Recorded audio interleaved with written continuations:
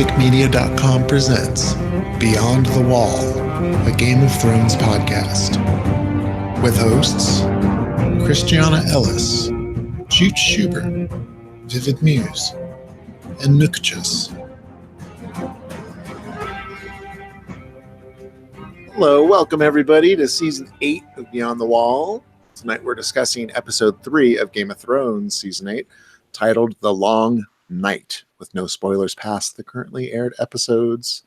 And as always, I'm Chooch, joined by Christiana Ellis. Hello.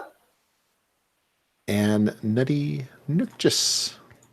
Greetings, everyone. Hey there. Unfortunately, Viv cannot join us tonight. She's under the weather. She did make it through the battle, though. She's good, and I do have her notes. And, a little bit of a surprise. We were just streaming last night. But this is our new time and place and date since we're all on the same continent again. Yes.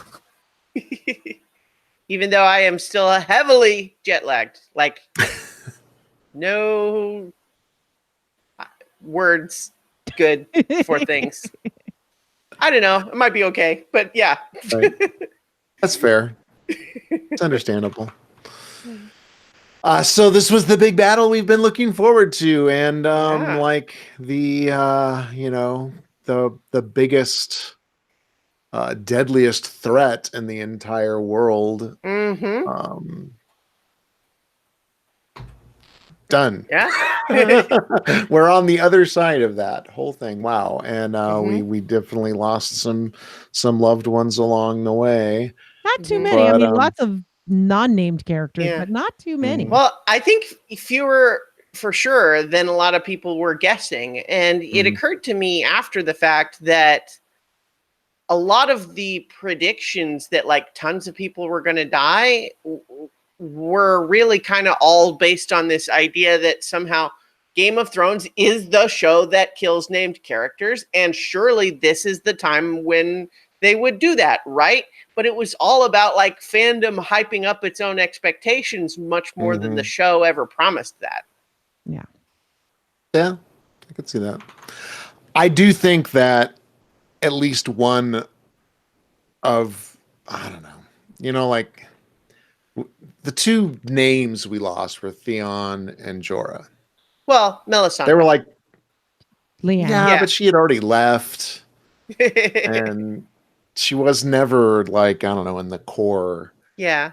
And she didn't so much die as she like turned to dust, and she accomplished her task. Well, yeah. So I guess what, in some ways, I think what we're talking about here is like good guys, like hero characters, whereas she was always more ambiguous, even though she kind of came back with sort of a fairly unambiguously helpful turn in this particular episode. It was also kind of framed as a little bit like this was the redemption for the dark things that had happened, but nonetheless, it did not like earn it back. So like she was spending her last, yeah. Because she said, Sir Davos, there's no need to execute me. I'm not going to live till morning. Yeah. She knew exactly. And ultimately, what was gonna happen. Nothing she did affected anything other than, I guess, give Aria more time to get in place. Yeah, I think she was needed for Aria for sure. I do want to say that I was watching the opening sequence and I saw Claire Van Houten, I think is her name, and I'm like, what? Yeah. She's going to be here. Like, I did not expect her to be there. Yeah, her first name's like Carice or something. I'm sorry. Something. Yeah, no, I mean, you're right. I only am aware of it because I saw someone else mention it, and I was thinking to myself of like, oh, yeah, that is a little bit of a weird first name, isn't it? Anyway. Yeah, it's just things that I can recognize it if I see it, but I'm not going to I'm not always going to know their name, like I would say Maisie Williams or something. Yeah. Like that. Right. Well, you were more on it than I was. I didn't notice it also.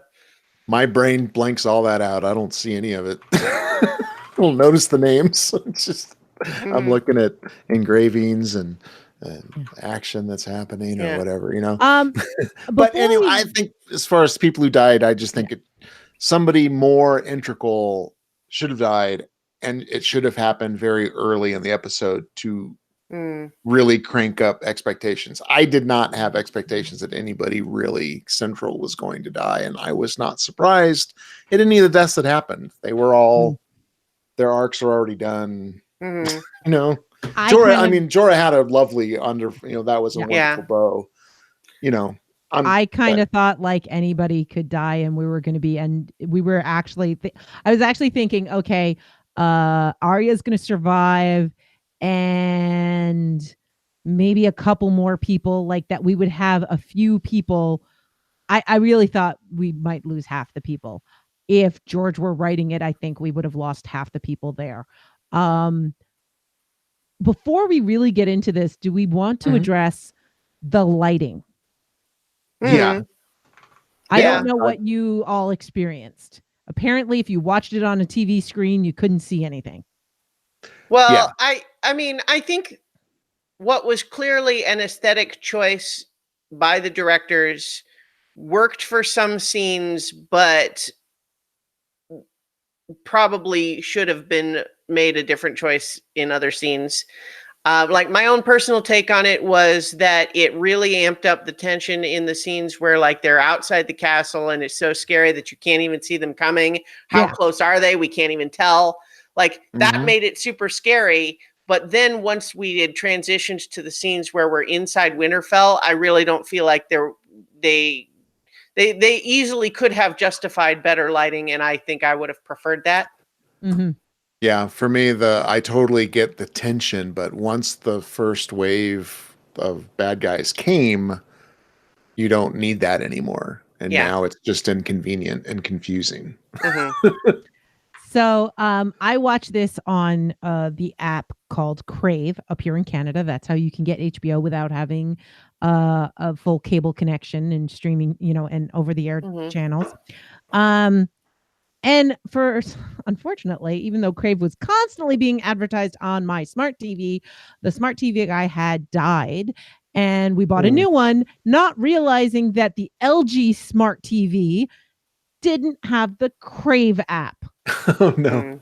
So without hooking a computer up to my TV, I can't watch Game of Thrones, but I have 2 gigantic monitors on my computer. And so that's how I've been watching Game of Thrones. And when it was too dark, I just switched it to the lighter monitor and everything was fine and I could see everything.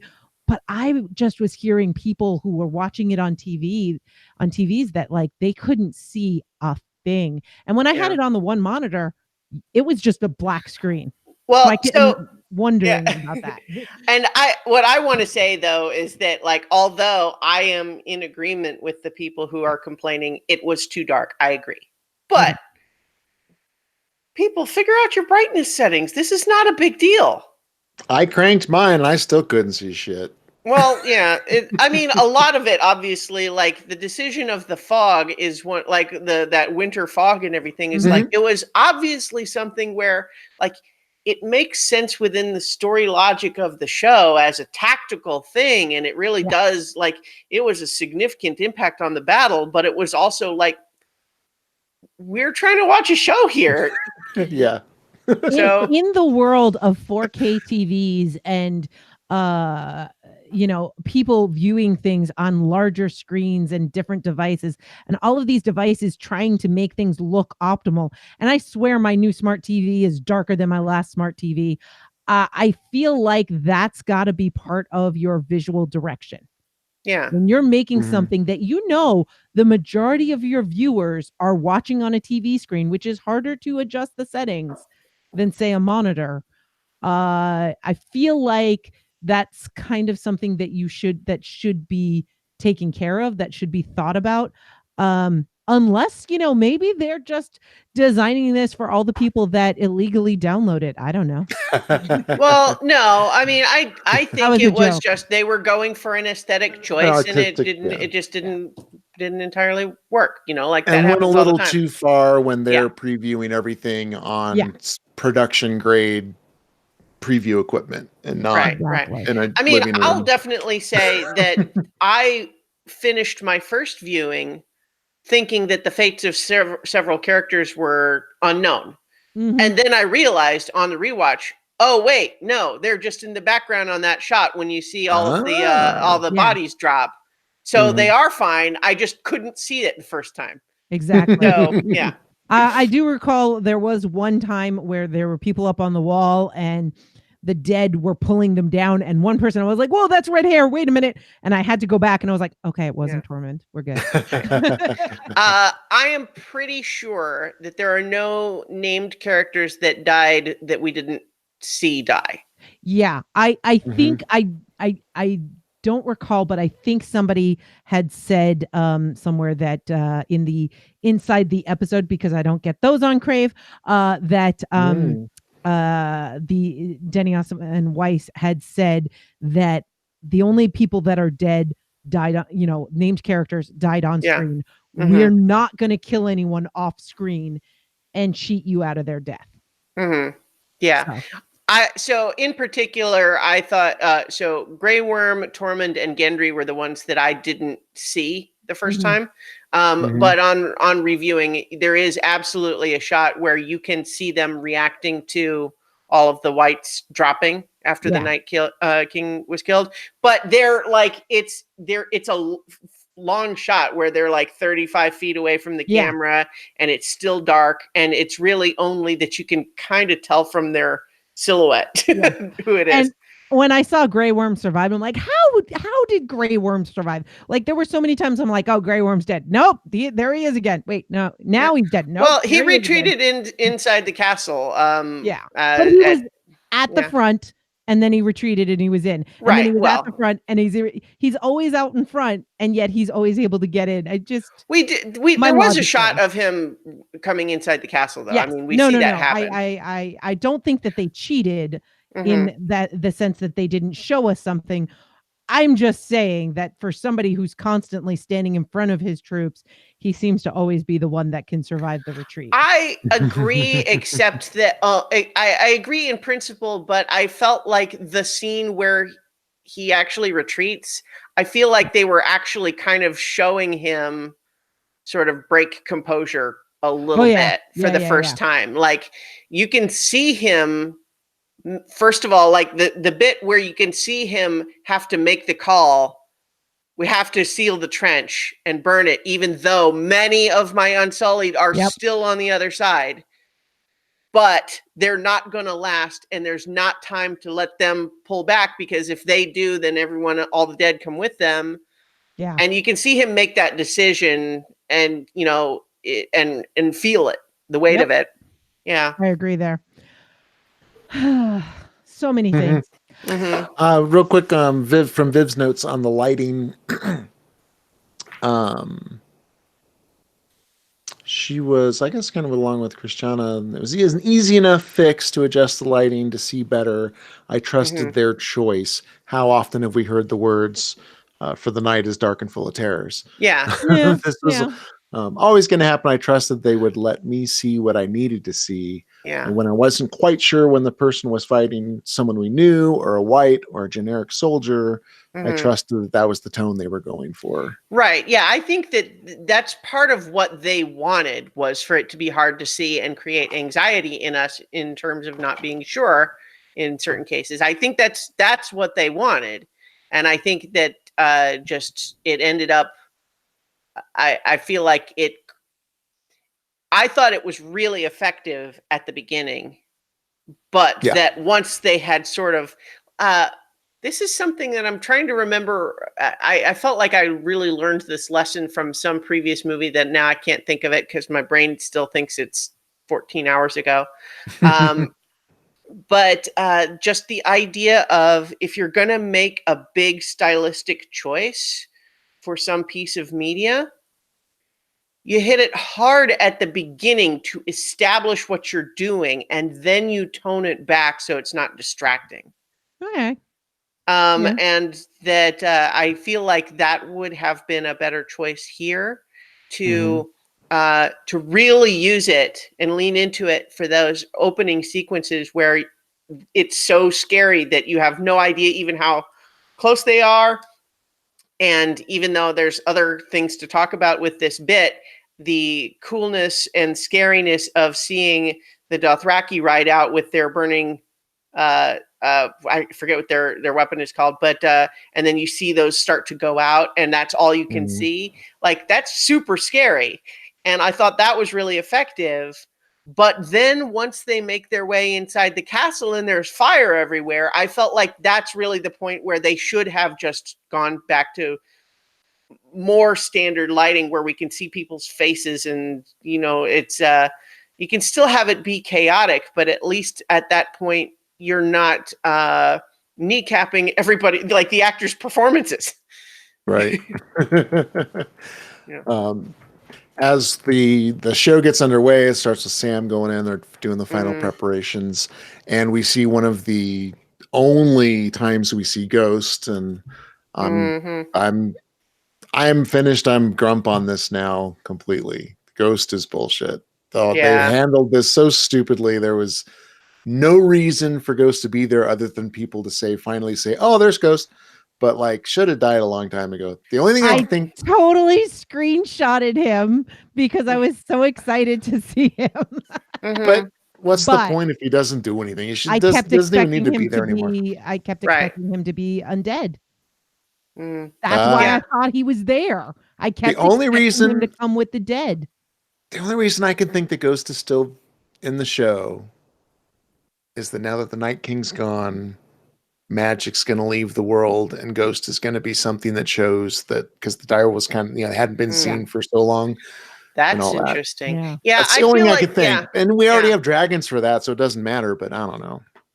Well, I agree that. Well, and here's the thing too with Ghost is that, unlike in my rewatch, realizing, oh wait, there's Gendry, there's Tormund, they're not missing in actions.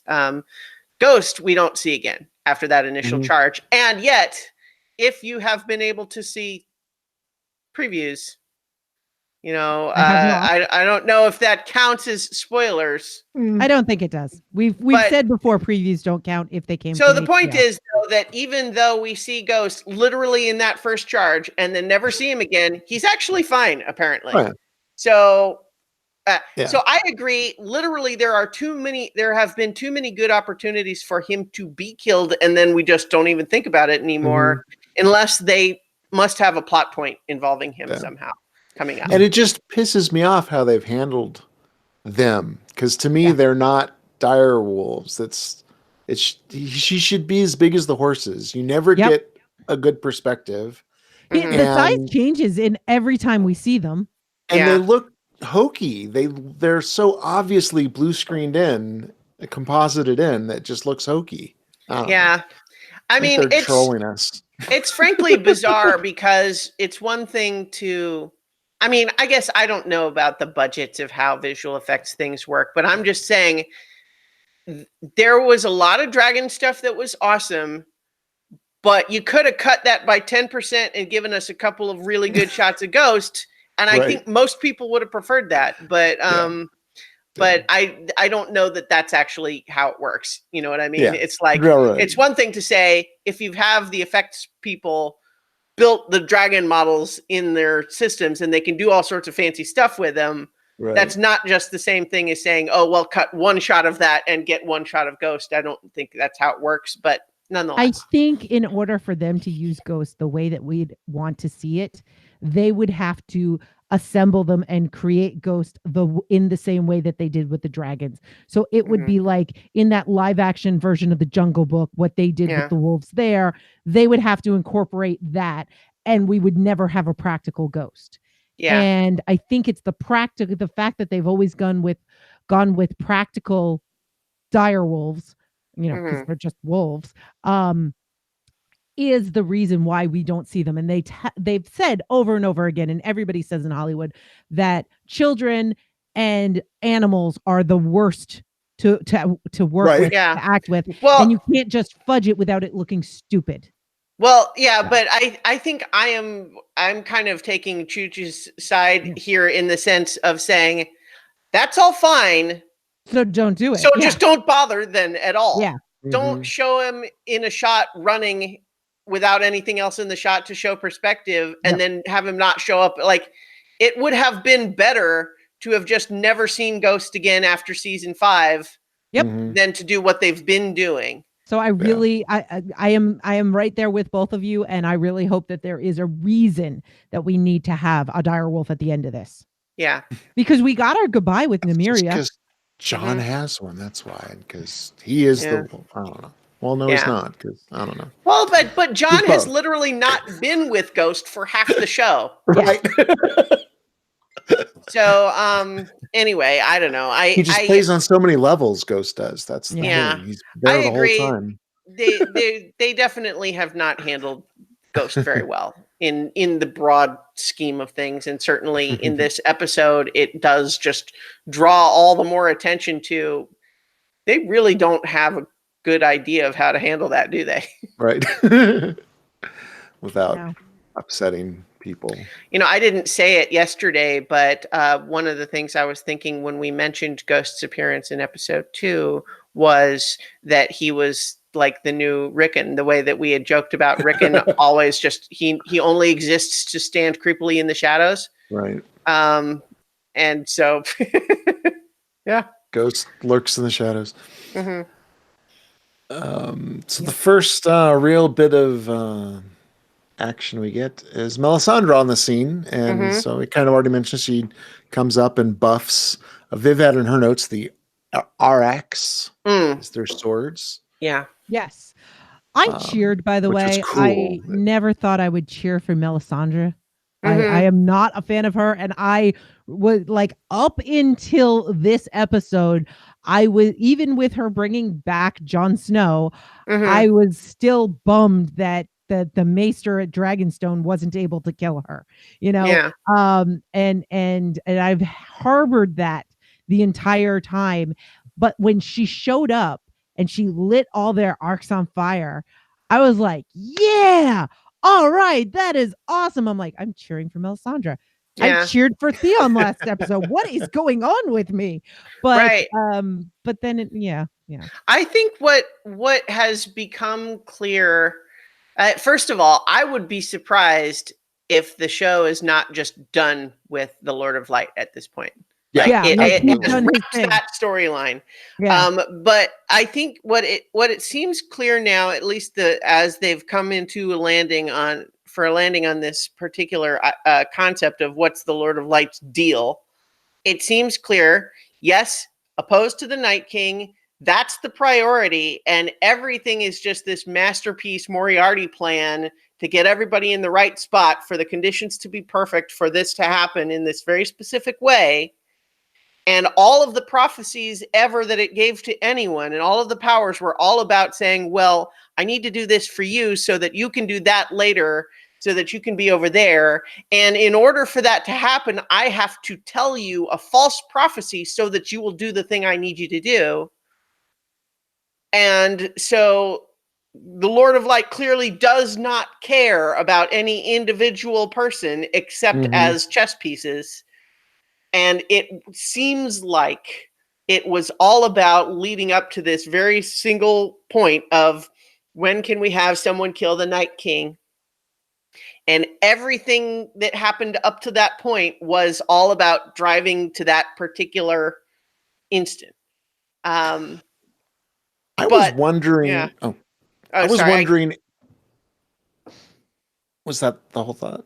Well, I guess in the sense that like Melisandre only at the end was able to, like, there's a comparison I want to make, but it's spoilery for a different thing. So I'm not going to go there.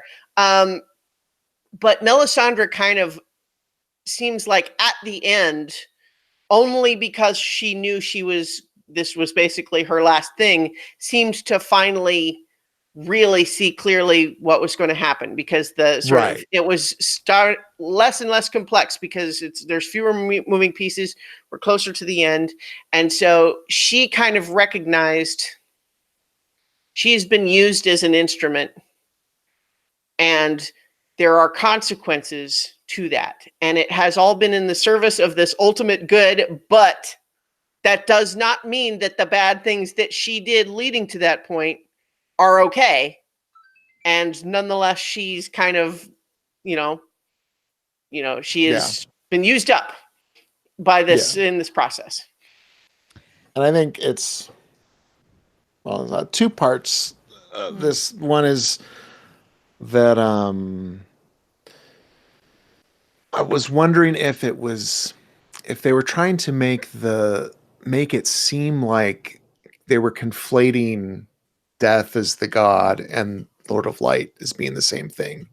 And I don't it's there's really hardly any threads there other than this connection with Aria and talking to her and pushing her on the last thing that she needs to do.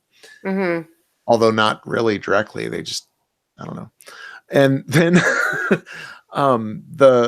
just because they speak Valerian, why do the Unsullied have the whole Valadol Dahirus? Isn't that, I don't know, isn't that the god of death thing? That's not just a Valerian thing? No, I understand the confusion because I think the most significant usage of it was with Aria and the House of the House Black and White, but that actually has been more of a thing in Essos generally. Okay. It's not because like Melisandre and Dany say it to each other, for example, or when they first meet, and that's like in a way very different part of the world. So it's an Essos thing. It's a place where people speak Valerian. That's where the cultural idea of it comes from. Yeah, right. And they're so far apart that I guess So for me, this whole thing of everything that we know about Melisandre, why was she there for Stannis? She was there for Stannis because she thought he was Azor the High. I can't say it right. The prince that was promised. I can never say it properly. We all know my pronunciation stinks. And she was always there for that. And what did we learn? I think it was last season was the first time we heard, well, everyone says translates it to the prince that was promised, but really there is no gender. It's the one who was promised. Right. Which could be a prince or a princess. And, the prophecy is that this warrior, this figure would be born amidst salt and smoke and pull a sword named Lightbringer from the flames, which they would use to combat an impending darkness. So everybody thinks, it's the Song of Ice and Fire. So it's Jon Snow because he's Targaryen and he's Stark and he's this. But born amidst salt and smoke, this is Aria. This is one of those, you can always look at it from the right light if you're looking at it backwards, but she wasn't born of House Tully and Stark. She was born after her father was beheaded. Her journey is her coming from salt and smoke. And the sword Lightbringer, well, she used Valyrian steel, which is said to have been forged with dragon fire. So, something that was forged in flames of a dragon, and she uses it to kill the Night King. And I think to me, this is Melisandre had one purpose. It was to help this prophecy. That was the bargain she made with the Lord of Light. And once she fulfilled that prophecy, she was done. And she would no longer be in this world. And it took her so long to realize that this prophecy was not anywhere near literal as to what she thought it was. And she had been wrong so often. I think that I agree in a slightly different way, in the sense that so obviously when we hear that, the idea of the translation question, that a lot of people thought that meant is that maybe it's Dany. Yeah. Right. And the show obviously wants us to guess that. Right. But the way I kind of took the whole prophecy element of it was that, like, by the end, what was the prophecy? It was, this is what you need to hear to do the thing that I want you to do. Yeah, absolutely. Yeah. And so the idea of, does Aria actually satisfy it? I don't think she especially does. And it frankly doesn't matter because the point of the prophecy was to make all of those other things happen. Yeah. And so that's why I was saying it's kind of like the idea of the Lord of Light gave Melisandre false visions. Yeah. In order to provoke her to do what she needed to actually do for the real plan. And so she was always still, you know, maybe she wasn't just a pawn, but she was not the queen. She was a rook, maybe. Yeah. And so she doesn't, you know, and that seems to be the impression to me, is that the prophecy was always really kind of bullshit. And it was, yeah. Let's also not forget that other people were given information supposedly from the Lord of Light. Mm-hmm. You know, Thoros really thought Beric Dondarrion was the prince that was promised. Mm-hmm. I can't say it. And he did everything that he could based on that information, which got Thoros there to do the things to also set up whatever it is needed to happen. And I think you're right. I think everybody got what they needed to make these things fall into place. Case in point. Yeah. One of the more surprising characters in the show to ever see a vision in the fire was the Hound. Yeah. When Beric was trying to recruit him, he said, "That's all bullshit. I don't care." Yep. But the Beric says, "No, look into the fire." And what does he see? He sees the mountain arrowhead, like on that mission to go recover a white. And that's what convinces him to go along with Beric. Yep. And who does the Hound save in this episode? Well, and the Hound is done. He is done. He is doing everything that he did in the Battle of the Blackwater. There were a lot of parallels to the Battle of the Blackwater in this for me.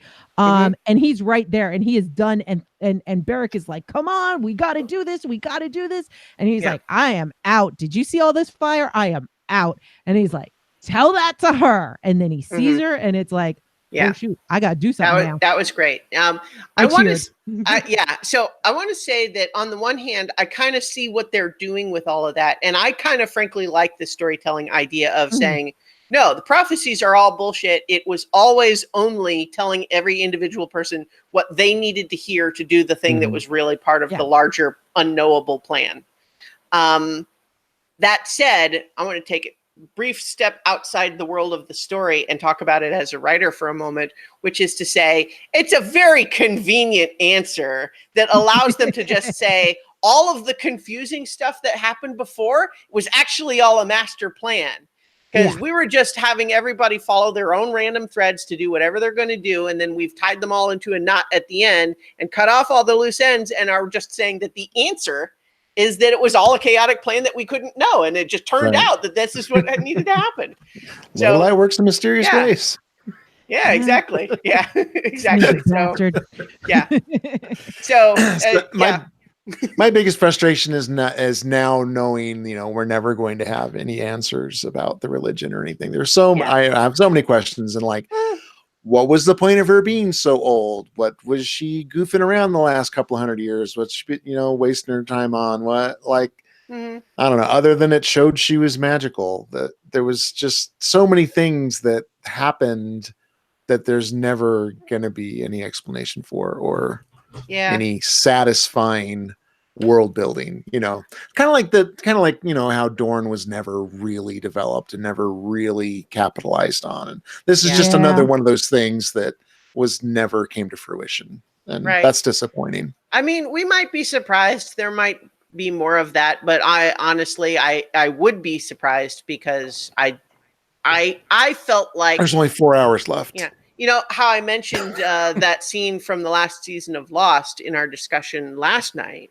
I really do feel kind of like that's what is happening here, is the show has presented kind of an answer of saying, well, clearly the thing that needed to happen was that the Night King needed to be defeated. And we're going to suggest through Melisandre here that all these moving pieces that seemed chaotic were really all leading to this point. Bran kind of confirms it in his own way, talking to Theon, this idea that everything that happened needed to happen in order to bring everyone to this point so that the Night King could be defeated. That's it. The show is not going to be interested in exploring it any further than that, and probably shouldn't.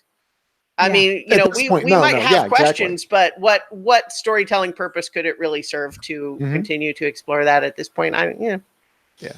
I think, though, there could still be some really interesting things in the books. Mhm. You know, we still have books to Yeah. come, and we can still theorize. And one of the most exciting things for me about why, how the show has completely deviated from the books is that there's still so much more that we can get from the books. Mhm. And I know I've said it before, but I really hope that the show and the books are completely different at the end, because I want something new. Although if Arya kills the Night King in the books, I am going to be so happy with that too. I love this for Arya, and it makes me less mad at all the torture she's been put through. Yeah. I feel like I've stopped waiting for the books. Like if they come out, great, I'll definitely read them. But I'm kind of at peace with maybe they never do, and that's okay. Yeah, well, if they never do, I think I'm right there with you. I'm okay with it because it's already meant so much to me. But I really feel like George, when he stopped writing for the show, is when he stopped writing the books, because he said, they're going to do their thing, and there's no way I can write without being influenced by it. So if I wait till the show is done, it's one thing that he's always said. He said he has always asked people not to come up to him with speculations and not to write fan fiction until he finishes, because he's so afraid. He doesn't want to be influenced, and he doesn't want people to accuse him of being influenced by fan theories and fan fiction that other people have read, that they may be able to predict what he's going to do simply based on the fact that they picked up on his clues. And so everybody I can has see so that. much time to think about it. Exactly.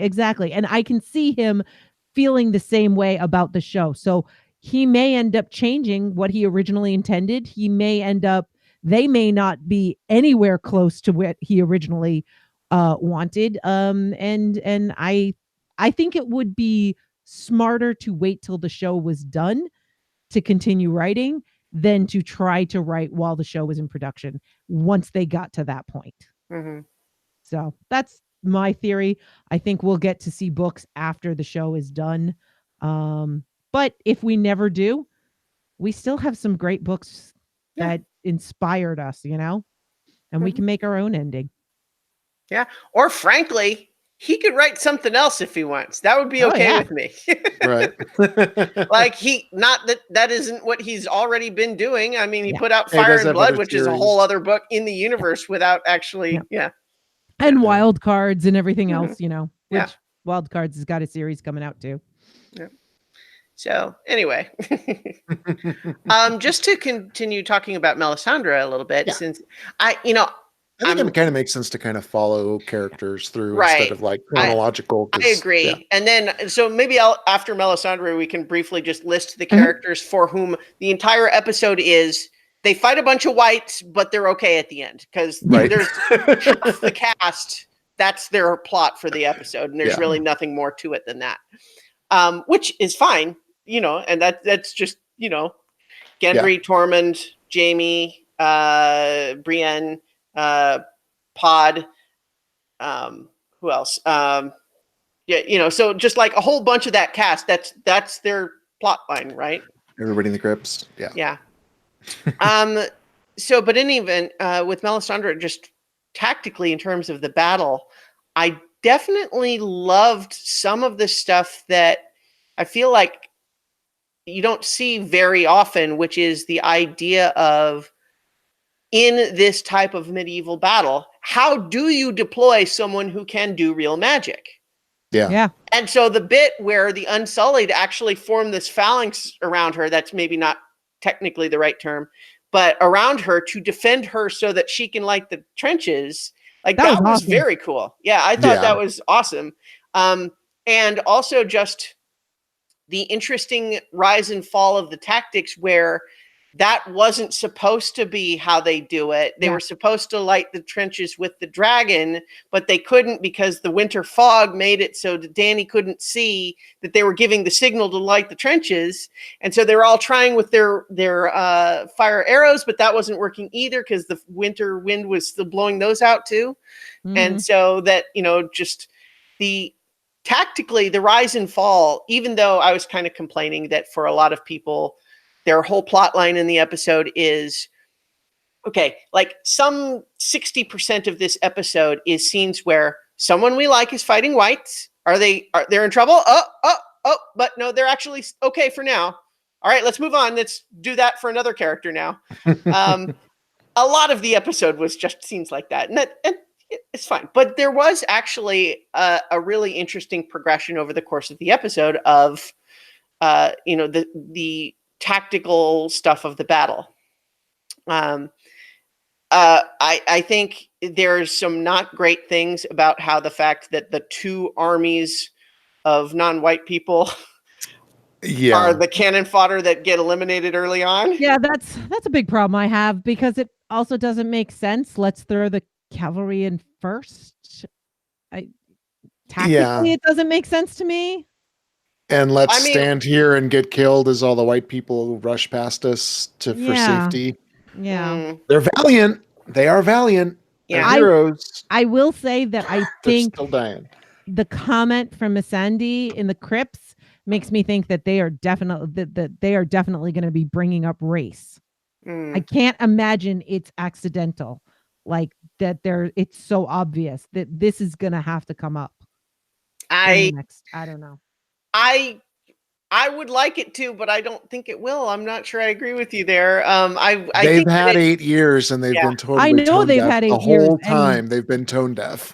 Yeah. I know they've had 8 years, but it seems like they're like, oh yeah, we know we're tone deaf. Yeah. Well, so honestly, the reason that I don't think it's going to come up is because, again, this is like the previews for next time, which like, I hate using that for any justification of anything. But frankly, the way this all plays out, it makes no sense at all for there to be any substantial remnant of either the Dothraki or Unsullied forces, right? It makes no sense for there to be any significant number of them, unless we want to say, like, anyone who's left must have just run away and then come back after the battle was done, because it doesn't make any sense otherwise, because they did not retreat inside the walls. So, like, where else could they be? But, where did they go? But at the same time, the previews make it seem like, oh, look, there's maybe actually a bunch of them left. So, what? Yeah.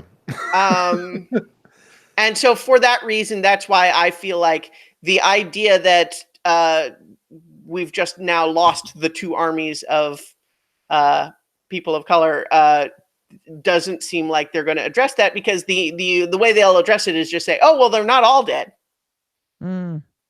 So it just didn't make sense.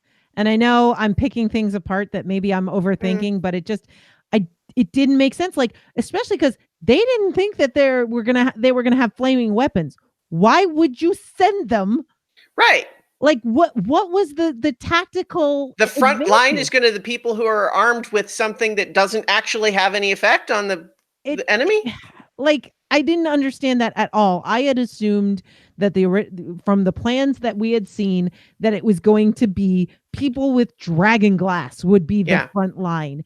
Not. Well, so like the thing is, it's the tone deafness is the key, because clearly what they wanted in setting up the scene the way they did is that, how cool was it, them riding out on their horses where all you can see is their flaming weapons, and we see that in the battle, and we see them hit this black tide, and then gradually they go out. That was very cool and scary, and it seems very obvious to me that they wanted that imagery and set up the battle in order to make that happen, even though it doesn't actually make any story sense. And it does feature, yet again, let's make the brown people cannon fodder. Yeah. Which is one of those things where it's kind of like, on one hand, you don't want to blame any one story for doing something that theoretically makes a little sense in the story. And yet it's a trope, because somehow it always happens. Yeah. And you just made your entire cavalry enemy cavalry. Yeah. Well, whereas you could have barbecued them with dragon fire, and they can't be erased again. that was the other. I think there are a lot of people discussing the tactics of the battle, and I certainly had that fear too, because as the battle was going bad in those first couple of stages, I was just having this filled with terror because it's like every person that dies is now an enemy. Right. And so, but it really just drives home what they did set up last time, which is to say, the only real goal here has to be killing the Night King because there's no other way to win. Right. Period.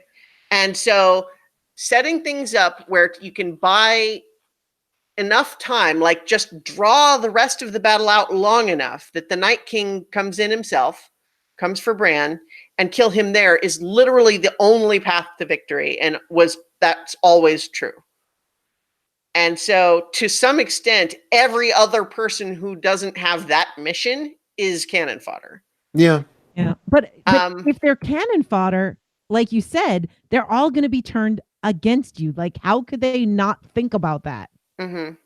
Well, frankly, I think from a tactical perspective, Dany is the one that almost gave away the whole show in this one, because it's one thing, try the dragon fire. That's an obvious thing to make an attempt, like to see if that will work. But once it didn't, it's one thing for her to say, uh-oh, he's about to throw one of those other spears. We don't want him to take out the dragon at this point of the game. So flying away while he throws it, but not immediately coming back and helping Jon right then while the Night King is right there was a big tactical error.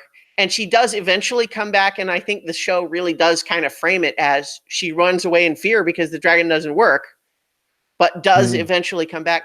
And, I think at that point, when I mentioned last time that I had started to have a theory about what might happen with Dany that I had never considered before, the theory that I was thinking of was, what if Dany, recognizing Jon's claim, actually ends up sacrificing herself to let him save the day? Mm-hmm. And so I actually thought that's what they were setting up when she That's did what I come thought back. too. Yeah. Wow. But then it kind of didn't play out that way. There was a couple of things in this. I don't ever want to penalize a show for just not doing the cool thing that I thought of. Just, it's like, I thought of a cool thing that I think would be interesting, and the show doesn't do that. And so that's not really like Bran Morgan into a dragon. Yeah. Or I had a slightly different version of how it played out with Aria that, I was hoping it would happen that way. And the way that it did happen was also very awesome, but it wasn't the one that I thought of. And so it would have felt cool for me to have guessed what was going to happen. And then likewise, what I thought should happen with Jon and the zombie dragon was that in that last moment before, just because the way they paced it all out is the Night King dies, and so it drops right before it breathes fire on him. What I thought would have been so awesome to happen is it does breathe fire on him, and then the fire fades, and then he realizes, I'm the unburnt too! And then he stabs the dragon. How cool would that have been? And yet, honestly, it's a little bit weird, the mythology of the show. If we're trying to say he's a true Targaryen, and they've established all the stuff before about, real dragon doesn't get burned or whatever. He burned his hand in his first time when he fought a white. So he is not immune to fire. So what does that mean? Yeah, he does not have fire. Well, he's only half. Or that's the other thing I guess that is true. He's not the true dragon because he's half Stark. The other thing is, he may not have had fire immunity. Does he have it now? That's another thing that could that he knows or something. So now that they've copulated. Now that he's dead. Now, so the other thing is, that's true too. Yeah. So the other thing that and I think. Sorry, just to throw in more there, and I really want you to finish that. But also, Dany did not see was not unburnt until after she put herself in a pyre with the expectation of Khal Drogo's dead, my child is dead, I'm going in with them. So one could say, she even says she was reborn in the fire. Well, yeah, but in the very first episode, we see her wade into a bath where Oh, the right. attendants are going, Milady, "Oh, it's no, too too hot, and she's fine. Oh yeah. So yeah, That's right. That's right. Okay. so I don't think Placebo. she understood the extent of it until Yeah. the pyre. Okay.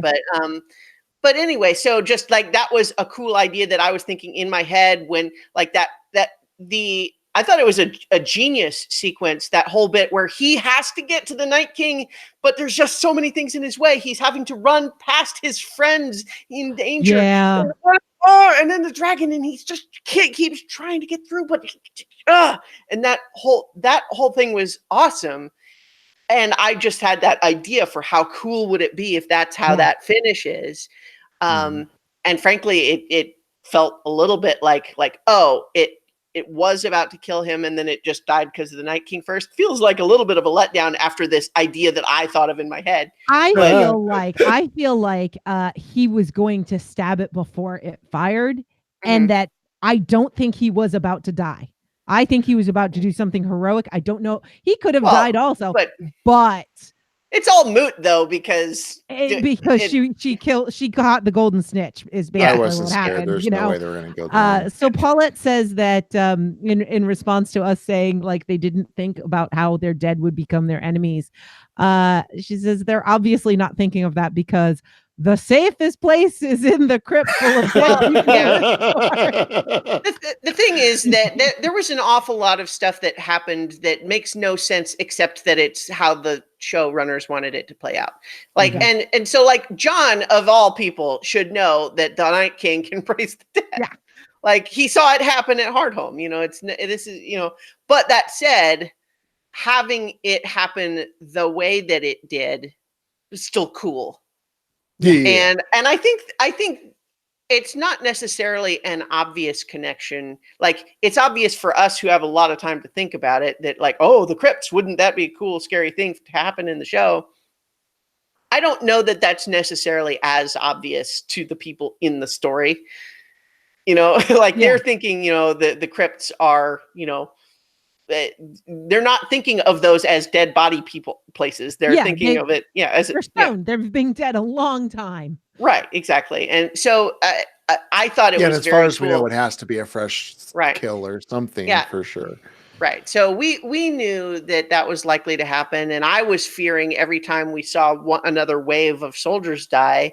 It's kind of like the enemy army is just getting bigger and bigger, but we hadn't seen them all lift up. But until they did, at that moment where it was just when we're starting to think, okay, well, we're starting to get closer, but then, oh no, now we have to deal with this. And just the horrifying moment of, panning around to all the different characters reacting to that, where just when we think we're starting to thin them out, oh no, now this. And I thought that was all very cool. Yeah. One thing that I will say is the moment where Danny does come back and burns the whites that were around John, I saw a couple of people on Twitter who I think misinterpreted that and thought that the bit where we see the fire obviously very close to John when burning the whites around him, thought that she was deliberately burning John too, knowing that he wouldn't be burnt, and like that's somehow like her acknowledging that he's a real Targaryen. But like I just rewatched it and it's close to him, but he clearly goes like this away from it and is not engulfed in it. And I think that if that's what they were trying to show, they would have made it much more dramatic. And they've abandoned any kind of subtlety like that. Right. Yeah. So I just wanted to say that Mike McCauley said that he was under the impression that all of the Dothraki were killed, but that maybe some of the Unsullied survived. Right. I think that is the case. Like when the bit I mentioned from the preview is definitely showing Unsullied and not Dothraki. But at the same time, the point is that like it's also not clear how there would be any substantial number of Dothraki or of Unsullied, like enough to be in units marching in ranks. Yeah. The other thing is, if Ghost is alive, then Dothraki are bound to be right. alive. Yeah, as well. it's like it's one thing to say that there's a handful here and there that just got scattered during the battle. It's also not clear, like, was this all the way around Winterfell, or was it really only assaulting one side? Because they had burning trenches all the way around, but was it being assaulted from all sides? It's unclear. And so I think some of that, they're just literally relying on it being not entirely clear for them to just say that the answer is whatever they want it to be. And it was so dark, nobody saw anything. Yeah. You don't know.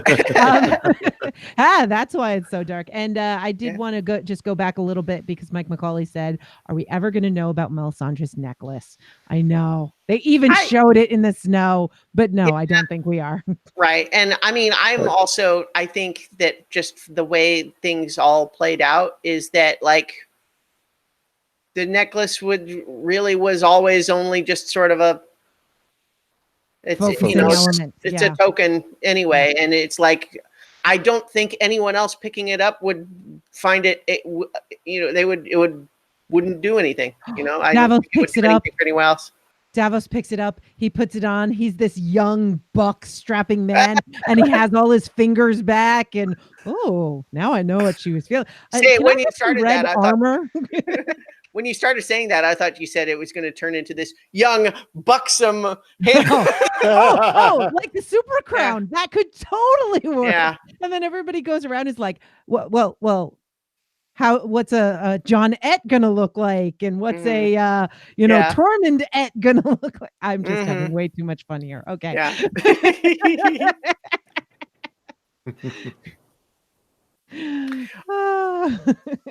It's funny. Anyway, never mind. Let's not go too far down that rabbit hole.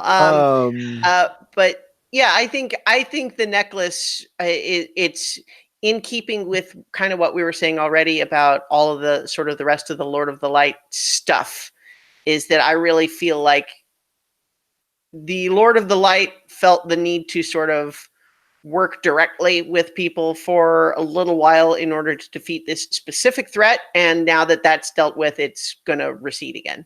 Yeah. It's going to be more of a religion and less of a direct influence. Right. Mm-hmm. Yeah. Which I'm curious if that's going to carry through with other things, Yeah. The dragons are here. Are they going to start getting sick? Mm-hmm. Or, and that's another question I have. Is there one dragon left, or are there two dragons left? That was also something that was unclear from the episode itself, but that preview shot does show two dragons. In the episode itself, I felt it was unclear if any of the dragons survived, because when the dragon comes and it kind of encircles Dany, it could be read as I'm here for your mom. I understand you're sad, or I'm dying too, mom. And it like I'm laying my head down, but I was pretty sure we had at least one. I didn't get that about it. I thought that was confirmation that one was fine, but the one that John was writing, we saw it kind of take a hard landing, and that's when he fell off, but we just never see that dragon again. Yeah. Mike McCauley says the dragons won't go hungry for a while. Yikes. But do they like already dead things? I don't know. I don't know. I don't know. Oh man, I think that the number of dead bodies around Winterfell, I think that if we were talking about like real world practical stuff, I'm not sure you could really ever make Winterfell livable again. You'd have to burn everything. Decades. The dragons would have to burn everything. The cholera outbreaks would be tremendous. Because the White Walkers shattered, but the whites are just they're just now dead bodies. So there's literally like the place is surrounded with just thousands and thousands ecological disaster. And some of these corpses have been dead. Well, the ones from the crypts, maybe centuries, but have been dead for like years, coming from the north. Well, I think honestly, the ones that have been dead longer are probably less of a problem, really. Yeah. That's true. They're not as messy. They're all bones. Let's go. Mike McCauley says, I wouldn't be surprised if they abandon Winterfell. Yeah.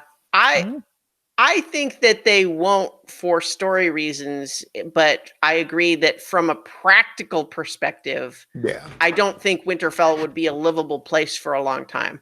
Yeah. Nah, it's going to be cleaned up and rebuilt, and Yeah, everything's going to be perfect. it's all going to be fine by next episode. And Paulette says, and I'm going to agree with this, and yet the most epic death of the whole series was the smallest. Yeah. Was one of the smallest.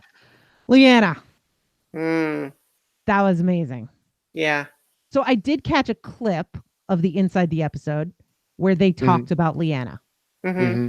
And they said she was only supposed to be in one scene. Yeah. And it was the actress that made them cast, write more for her. And they said, look, she's going to die.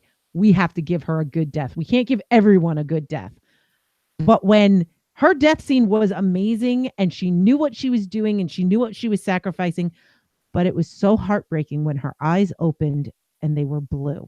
Oh, yeah. When, when when Gren rose and Lyanna rose and all of these people that we cared about were rising. Ed. Sorry, what did I say? You said Gren. Gren. Gren's been gone for a while. Yeah. Ed. When they rose, that was so heartbreaking. Yeah. But Lyanna, it's like she gets bashed to the side. I'm like, oh, she's dead. Oh, wait, look, no, she's back. And then he's crushing her and you hear her bones breaking. And you're like, just, but in the eye. And it was amazing. Yes. Made me very happy. Yeah. Well, and the giant, like even just before that happened, was so obviously just this huge threat of, not just to make a pun about the size, but just like this terrifying threat of like nobody could even get near it. Yeah. Yeah. It's although to some extent they did have dragon glass arrows too, so it's not clear why firing a dragon glass arrow into it couldn't have taken it out. Well, maybe it couldn't get through the thick furs he was wearing or whatever. I guess it's fine. Like I don't hate the way it happened, obviously. It's just or maybe his skin was thicker because he was bigger, that why she went for the eye kind of a thing. But I think it's such a perfect example though of something we've pointed out a couple of times, which is that there are a lot of things that happen in this episode. They happen that way because it's cool, not because it makes any sense. Yeah. And doesn't make it not cool, but it does make it the only reason that it happens that way. Plutonium is a thing. Mike McCauley also says that one of the best scenes was her taking out the giant. And I think that is definitely it was amazing. And I think for where it was in the episode, we needed that. Yeah. This was 90 minutes of fighting. Right. I'm not usually in for 90 minutes of fighting. Well, yeah. Something I was telling Chooch a little bit, and I think some of the other things I've said, people might be on my side with this, or at least understand how I feel, which is to say, a lot was made about how like, oh, this was the longest filmed battle sequence ever. And my feeling hearing that was could have been shorter, frankly, because there was a lot of stuff where it was just action that didn't actually change anything. Now, by and large, I was really impressed the way that this battle had these multiple stages. You had that Dothraki charge, which has some issues, but, from just a visual storytelling point, you deal with that. And then the dead move on and they're fighting, the Unsullied, and then they're forced, and the other knights, and then they're forced to retreat inside the walls. And then there's the siege on the walls, and then they're inside the walls. And like the way that evolved was great by and large. And there were a lot of great high point moments that I loved. There was a lot of stuff that was just another scene of people fighting whites. Yeah. And there could have been less of that, frankly. And there was also a lot of scenes of we're flying around the dragons in the wind and can't see anything. There was more of that than... Yeah. I'll agree on that one. There was a lot of the dragon flying scenes. As much as I love dragons, they were confusing to me because I wasn't sure which dragon it was. What was going on. I think that, but like I was saying, that they did place certain key scenes at certain points of this really long battle to keep us there, to keep us interested. Yes, absolutely. And a perfect example of that was that quiet scene of Aria in the library. Oh my that just God. the tone changes up so dramatically at that moment, and it's something we really needed because it's not Yeah. relief, but it's a change that keeps us just from Yeah. going numb. And So yeah. did anyone think that she was stabbed when she stabbed the white? No, although I guess I could understand how that would, it's one of those classic movie making things where they have the two characters come up and they literally decide to make it ambiguous for a moment who just got stabbed. It's like they did with Ramsay and Roose Bolton, for example. Who just stabbed who, right? Yeah. They hold on that for a moment and have the actors both make slightly pained, surprised faces. And then only after a few seconds do you reveal who it was. But yeah, I think it was sort of a shocking, surprising, very sudden sort of thing. I think they wanted us to question it. Yeah. But that whole sequence though reminded me very much of like The Last of Us, the video game, where sneaking around, avoiding the zombies, where I do finger quote zombies because it's technically not zombies in either. Like the whites, are they zombies? Well, complicated. And the clickers in The Last of Us. But the point of the stealth kill where you literally have to like ease the body down so the sound of the body falling to the floor doesn't alert the others. Right. Yep. Yeah. So that was a very cool sequence, but it did exactly what you were just saying, which was occasionally having scenes that break up that rhythm to let us, not quite catch our breath exactly, but yeah. I found it a little jarring, but like from a realist standpoint, how it was so silent and there's all this battle going on everywhere. But it was very effective showing how stealthy she has become. Right. Where, like the blood gets its attention, but her shuffling around doesn't because she's so good at it now. I think we should talk a little bit about Aria's arc within this episode because I think they did an amazing job of like the first time. So we see her before the battle really starts. Like when Melisandre comes up, they have that look between them that's really cool. And, given that Melisandre has just talked to Davos, or I have talked to, near there where she's saying, I'll be dead by dawn. It's like, and we're immediately thinking, is Aria going to kill her? Yeah. Like we could see that happening theoretically, but it's also not clear what logistically would have Aria make that decision, especially given that Melisandre has just demonstrated that she's here to help. And other than taking Gendry away, Aria didn't really seem to like have a driving desire to kill Melisandre. Yeah, she was on her list, but I really hope somebody told her that Melisandre brought her brother back. Yeah. That could be useful information. If you've got somebody who is an assassin in your family, it's always important to update them on people that have helped you out just to make sure they and she was on the list at the same time that Beric was, and obviously that so it didn't feel in that initial moment like Aria had any plan to kill Melisandre. So it was not clear what might happen there. We're left to wonder, gosh, what might transpire to make that happen? But it turned out to be something else.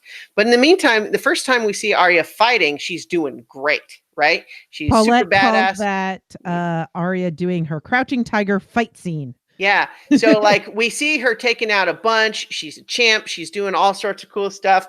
That roll down the tops of their heads to go down to the bottom of the stairs is pretty cool. Her weapon is not just a spear. It's got sharp edges so she can use it with slashing damage. Yeah. She's not poking everyone. She's slashing. Yeah. So it's very cool. She's doing great. But the fact is that as awesome as she is, there's a lot of awesome fighters here, and there's just so many. Nobody can take on a horde of whites. Yeah, and so she is exactly. Is that there is no fighter that could stand against what they're facing without having to retreat. And so she's doing great until she takes one kind of hard hit too much, gets the cut over her eye. And you can see that kind of change on her face of just realizing, like, I knew I was a badass and I was excited to try fighting this, but this is actually too much.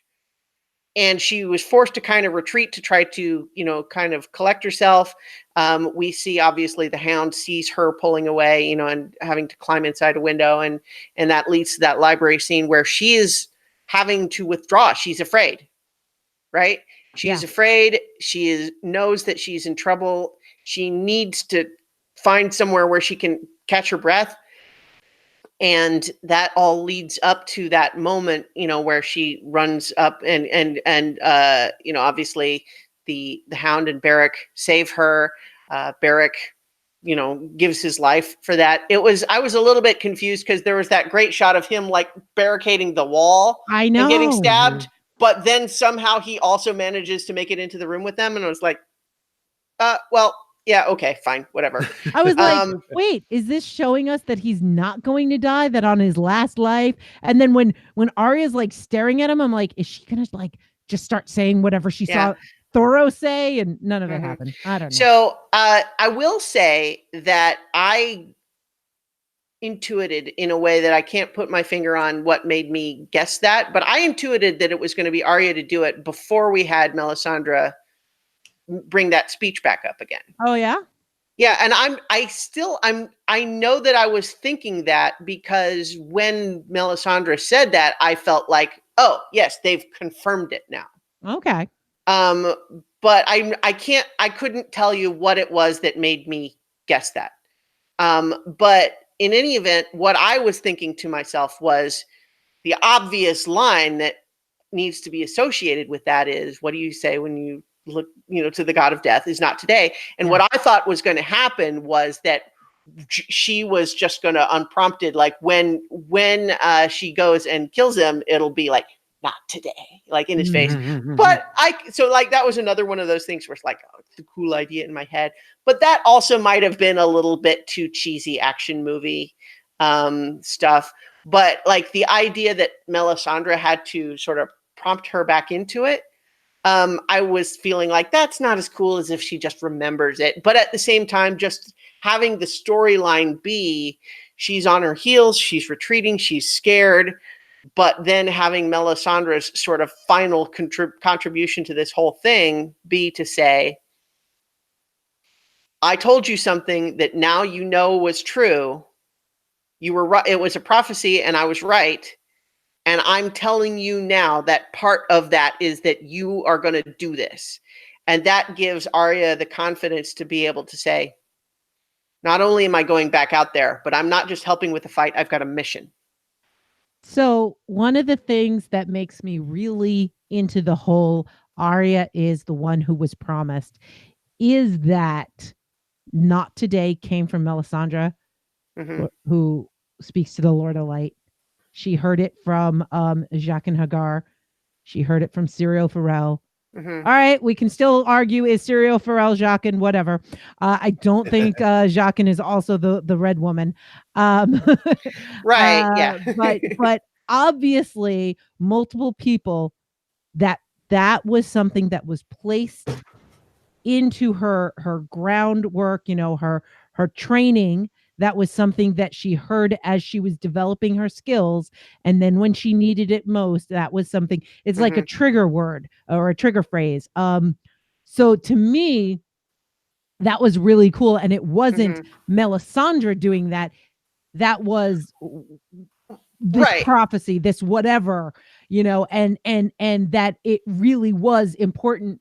Not that it happened, that somebody did it, but that it was Aria that does this. Right. No, I agree completely. And the idea that, like, how would Melisandre know? Like, I agree. It's like Melisandre is not Syrio, is not Jaqen. I don't think any of that is true. But the reasonable question, like, one of Melisandre's best tricks throughout the series has been creeping people out by saying things that she shouldn't have any way to know. True. Like that's been one of the Red Priestess play, that's one of their best tricks all the way through the series. So the fact that she knew exactly what she needed to say to Aria to trigger that mindset change was I think, perfect.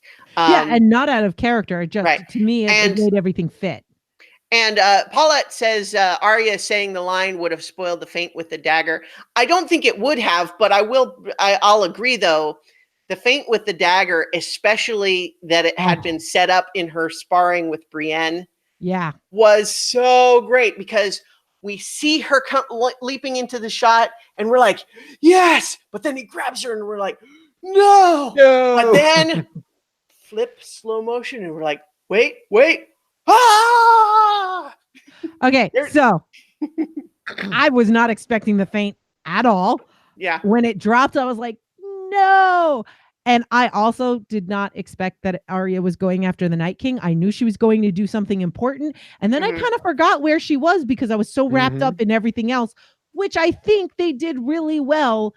Yeah. Because I don't think I'm the only person that forgot, wait, Aria's off doing something important now. Right, yeah. I totally forgot about her until she was sleeping. Like, well, I think that shows intention, yeah. Yeah, and my wild speculation brain was working overtime. So all my theories kept changing and rechanging, and I can't help with my crackpot theories. They just come. We know this.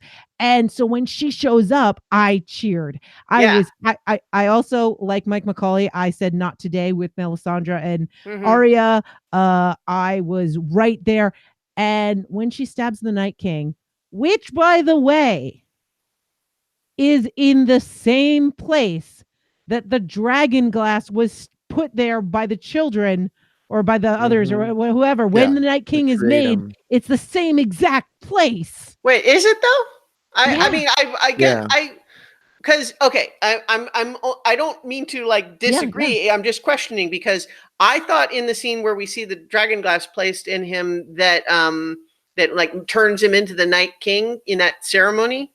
I thought they pressed it into his heart, whereas her stab looks like she stabs him in the gut. Oh shoot! I thought it was the same place, but now you. I mean, you might be right, but that's just that.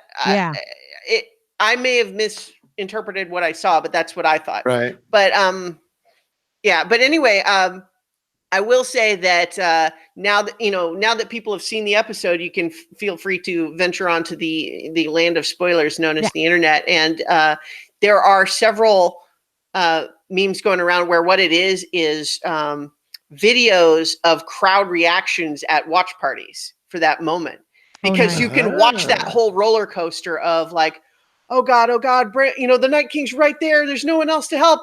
What's going to happen? Oh no, are we about to lose? But then Aria, and everyone's like cheering, but then, and it's so cool because like some of them you can really see the crowd reacting in real time. It's amazing. Looked at it. It is right in the middle of his chest. Yeah, because the whole thing was like into his heart. I thought was like kind of the whole thing. Oh, you just looked it up? I was just watching the video. Okay.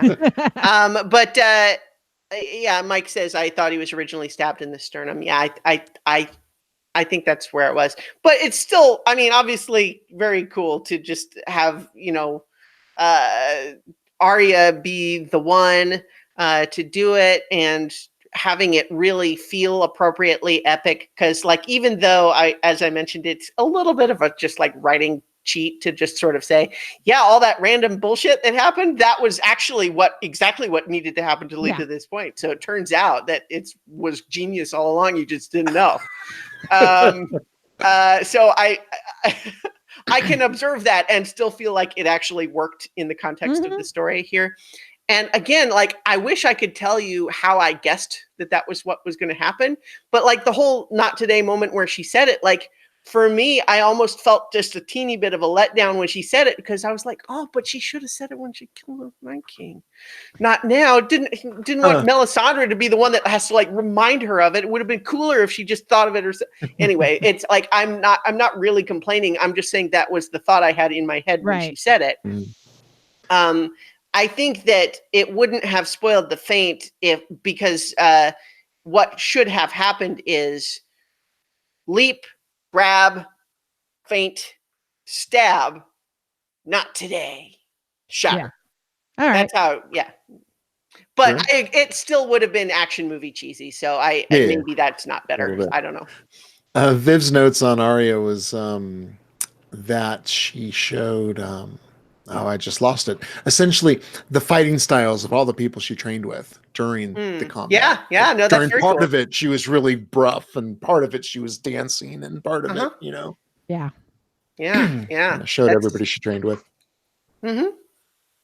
Yeah, no, I love that. I hadn't occurred to me, but definitely like when she's doing the early fighting, she's just very graceful at flipping around and all that sort of thing. But then later, there's a lot of just very direct, like, brutal, like, just very harsh, like, training with the Hound. And then, of course, the last move that does the thing is the move she demonstrated when she was sparring with Brienne. Yeah.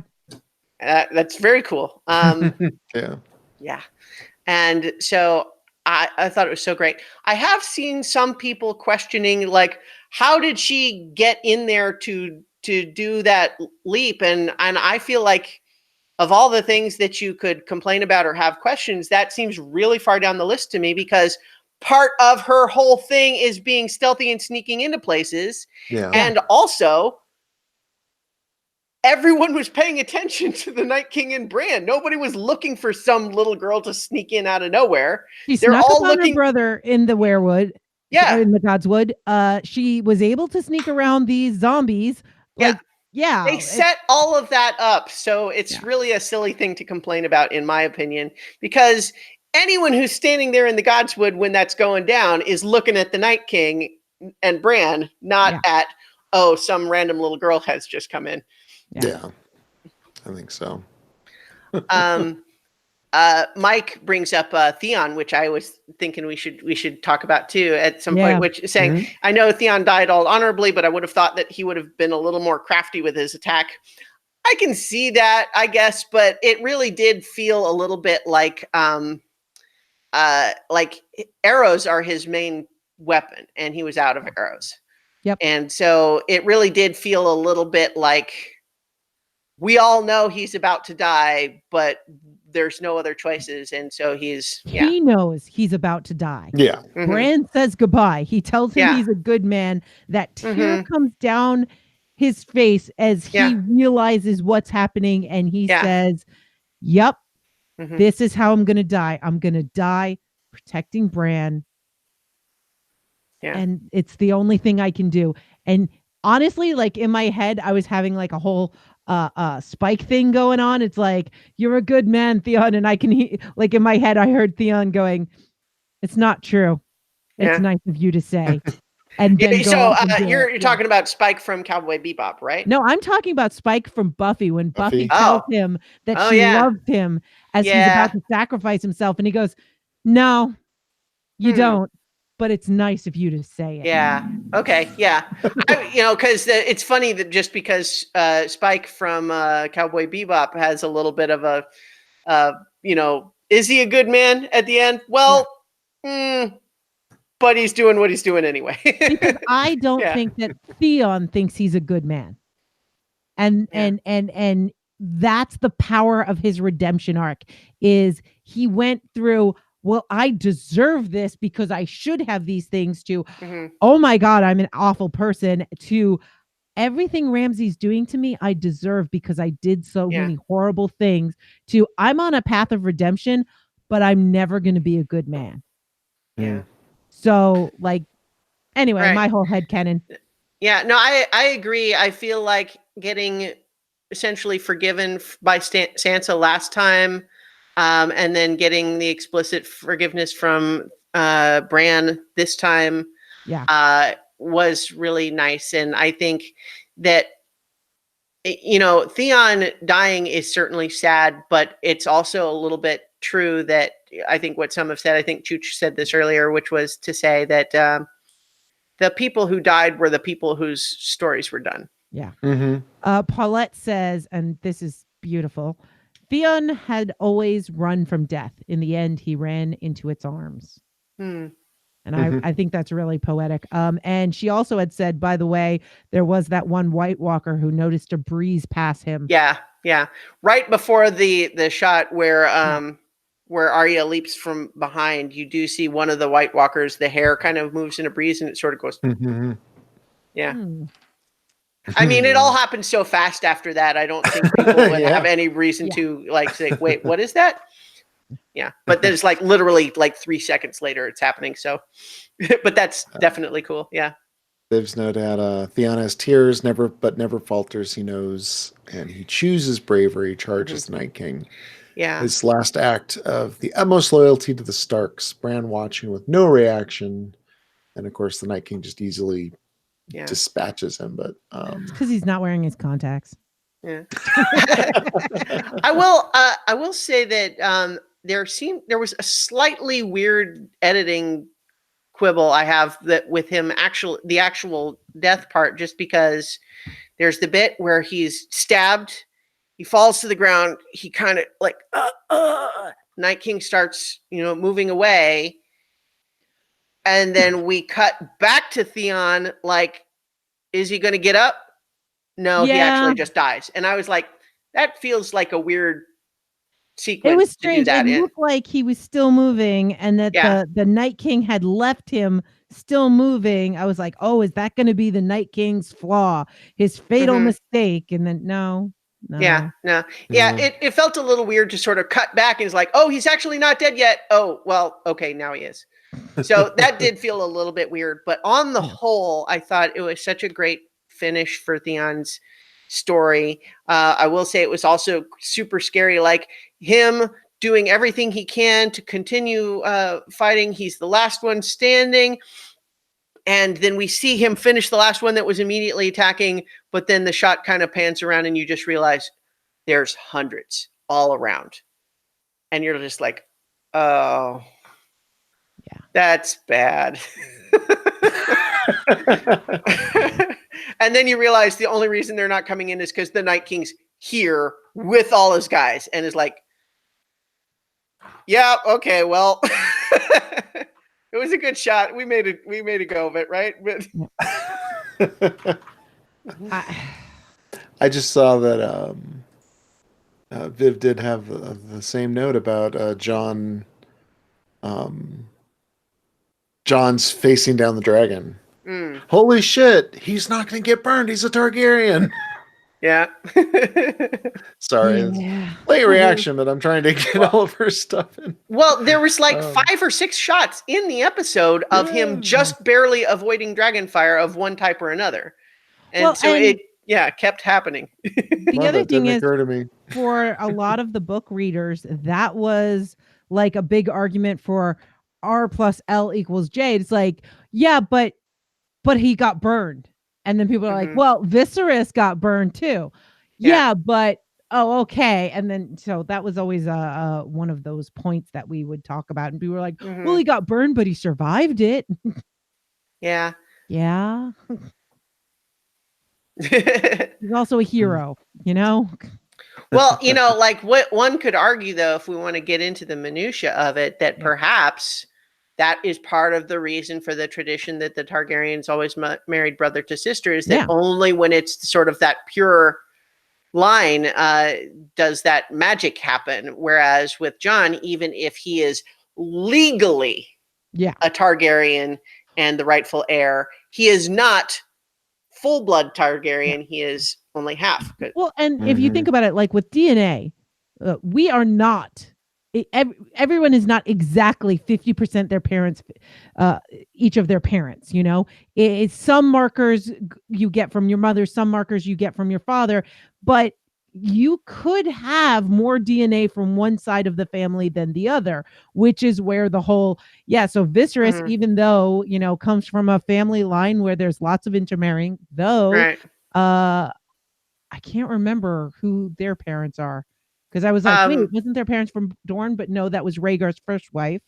Right, Elia Martell was Rhaegar's wife. First wife. So, but so I don't know that. I'm sure it's been said at some point, but they really have never talked about Dany and Viserys and Rhaegar's mother. They've really never talked about her. I'm sure that it's been established, like someone WikiLeaks has, not WikiLeaks, Wikipedia, I'm sure has a name listed somewhere, but they've never talked about her. Yeah, there's a family tree in every book. Mhm. And I'm sure it's in there, and I can look for it, but it's one of those things where, it's like, Paulette says John is the Half-Blood Prince. do we cross a meme? Yeah. Yes, he is. Yeah. Mike mentions Bran's just sitting there still creeping. And, like I really loved that final stare down between the Night King and Bran, actually, just before Arya comes in. I loved that.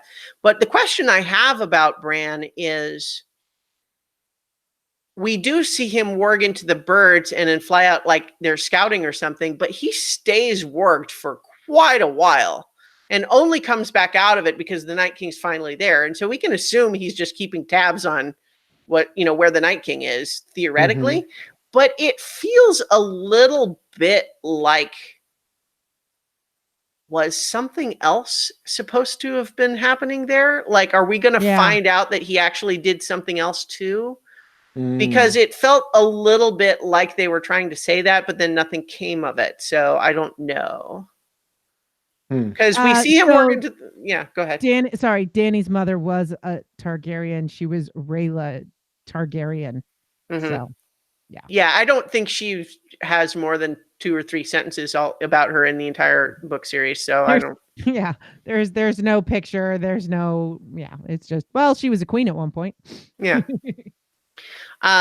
So that she's never been a character that the show, the story was much interested in. But yeah, so in any event, I think we're so scattered in this episode, which I guess is fitting for a chaotic battle, right?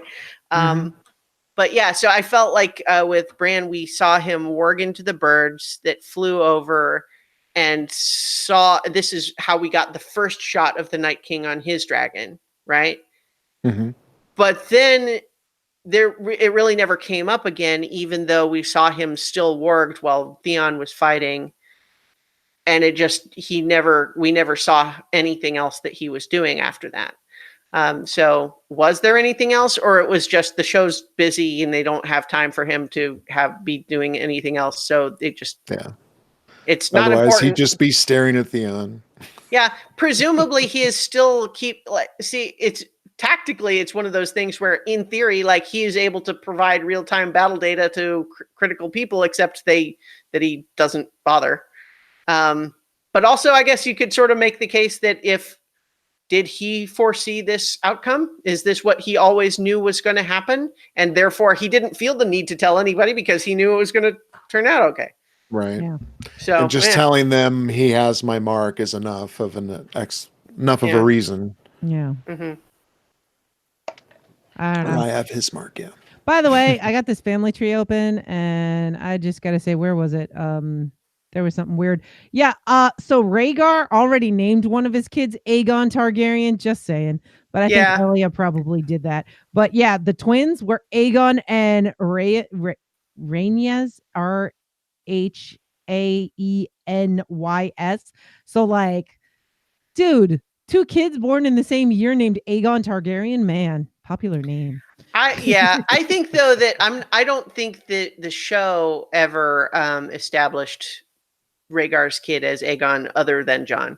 Yeah, I'm not sure about that. Yeah. Well, and the book, because the books are so different too on this point. Because first of all, this whole is Jon a Targaryen thing has not yet been confirmed in the books, although certainly people still have the theory, but it's not been definitive. Yeah. It's also, there's been another Aegon. Yeah, it's been confirmed by George, though. George did say yes, that is right. Correct. And so there's another Aegon, though, but is he real? We are actually not 100% sure. There's a whole thing. So like the books are so different at this point that it's really almost not, it's only worth comparing as an observation that they're different. Right. Mm-hmm. But yes. So Paulette suggests time to talk about Jorah. Oh. Yeah, I was just gonna suggest. For Bear. His perfect ending, the exact way I think he wanted to go out. Mm-hmm. Yep.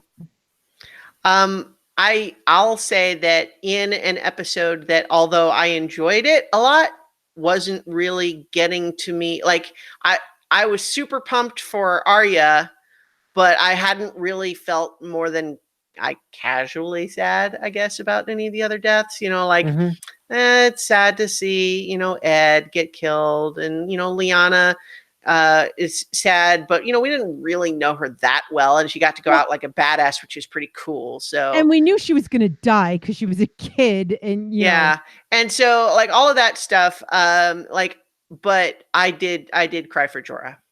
Yeah, when he went out. Yeah, I cried. I think I cried the most during Arya killing the Night King. Like I legit cried for that. That wasn't a sad, that was a, oh my gosh, this is something that has been like 15 years of my life right here. This was so fulfilling. But yeah, like the Jorah dying, and it's happening. This is what's happening. But you're also like, it's sad, but also you're like, this is the only way he would want to go. Right. Like, could you imagine if his ending was he died of grayscale? No, yeah. Or he died protecting his queen. Right. I think the only question during that sort of last lead up was really just, it's obvious that he's a goner. We see him take a couple of really substantial wounds and then get back up. The only real question at that point is, what is the ultimate outcome of this going to be? Either the good guys win and he has gone out saving Dany, or they both go down. Like they have their last stand together and then are both cut down. Which I could have seen that happening. Yeah, I could have, but like once they hadn't framed it as explicitly, so like I had said, I one of the ideas that had occurred to me was that Dany might literally, like, knowingly sacrifice herself to enable Jon to finish his mission. But once they hadn't framed it like that, I was pretty sure she was going to survive. But I wasn't sure how. And I think that's the good action storytelling. It's just like when you go to see your average superhero movie, it's like, they're going to win. You just don't know how. And that's the suspense is, how can they possibly come out of this? And so that's where, but like, it was clear that Jorah was going to die. But when he finally goes down, it's clear that they've won, and like the whites all drop. And so at that point, he knows, okay, I can stop. And he drops like a beat after the whites do, and goes to his knees and kind of go down. And she's tearing over him, and he tries to say something but can't. And then he's gone. And like, yeah, that had me going. And then the dragon comes, and it's like, I know my mom is sad. Gives him a hug. Like, because like that's what your dog does when you're sad, and you're sad. Your dog's like, I don't really understand what's wrong, but something's wrong, so I'm just gonna cuddle you. Yeah. And so that was the only part of the episode that I like cried. That's how Vivid worded it. Jorah finally lets himself fall. He sees she's safe. Dan B in the chat says Jorah fulfilled his promise to Sam. He wielded his sword in his father's honor to guard the realm of men. Yeah. That was some sword too. I gotta say, like, other than ice, I think that's like the biggest Valyrian steel sword. Yeah. I mean, pretty great. That was pretty big. Right. Yeah. I mean, the other significant ones we have right now, I mean, Longclaw is pretty big, but like the, Jaime and Brienne's swords that they have now were literally like, they're not big because they took a big sword and made it into two smaller swords. Yeah. Do we want to talk about Sam a little bit? Because I think he is one of the few characters who doesn't really have a specifically heroic narrative in this particular episode. Because essentially he decides to be out there on the battlefield after we left it ambiguous last time. Is he going down into the crypts, or is he fighting? He decides to fight, but he kind of gets Ed killed. Yep. And then runs away. Yeah, he doesn't make it worth it. And we see him kind of fighting to survive, and he makes it. and he's fighting, but like not especially heroic. Now that He ends up said, surviving because he's in a pile of bodies. yeah, like frankly, in some ways, I think that's paired with the conversation that Sansa and Tyrion have, where Sansa is saying sometimes the more heroic decision is to recognize that you're not going to be able to help out there. And so you shouldn't try. Yeah. Mike McCauley says he was so confused about Sam, he thought he died 3 times. Yeah. Yeah. But it's, yeah, so I think it's interesting. I wonder how, I mean, I don't know that there's really anything that needs to be said about that. Like, they don't need to address anything in the show, but other than just like he's survived. But I thought it was just an interesting counterpoint that almost every other character that, you know, that doesn't die in a heroic sacrifice, almost every other character gets the moment of they fought down overwhelming odds bravely and triumphed at the end, whereas Sam's plot line in this episode is not that. Yep. I mean, he survives just barely, but only after, you know, like not in the same way that everyone else does. Now, in some ways, I think that's not just reasonable, like realistic, but like in character, I guess is the point. And honestly, I think that maybe in the next episodes, we're going to see him realizing that he should have been with Gilly. He could protect her. Like the fact that Gilly survives is surprising to me. Yeah. And I think if George wrote this, Sam would have survived and Gilly would have died and Sam would have realized it was his fault. One of the biggest elements in this episode, I think, where they really dropped the ball in terms of making it clear what was happening was, so first of all, the idea that now we're rekindling Sansa and Tyrion is kind of amazing, but I love it. But that moment where they share that wordless glance of like, we're going to go out there, we're going to leave the safety and fight, is great, except that as far as we can tell, what they do is leave one hiding place and then go to another one and don't do anything, and yet somehow that's fine at the end. I think what they were trying to do is they were trying to help lead people out from one hiding place to another so that they could escape.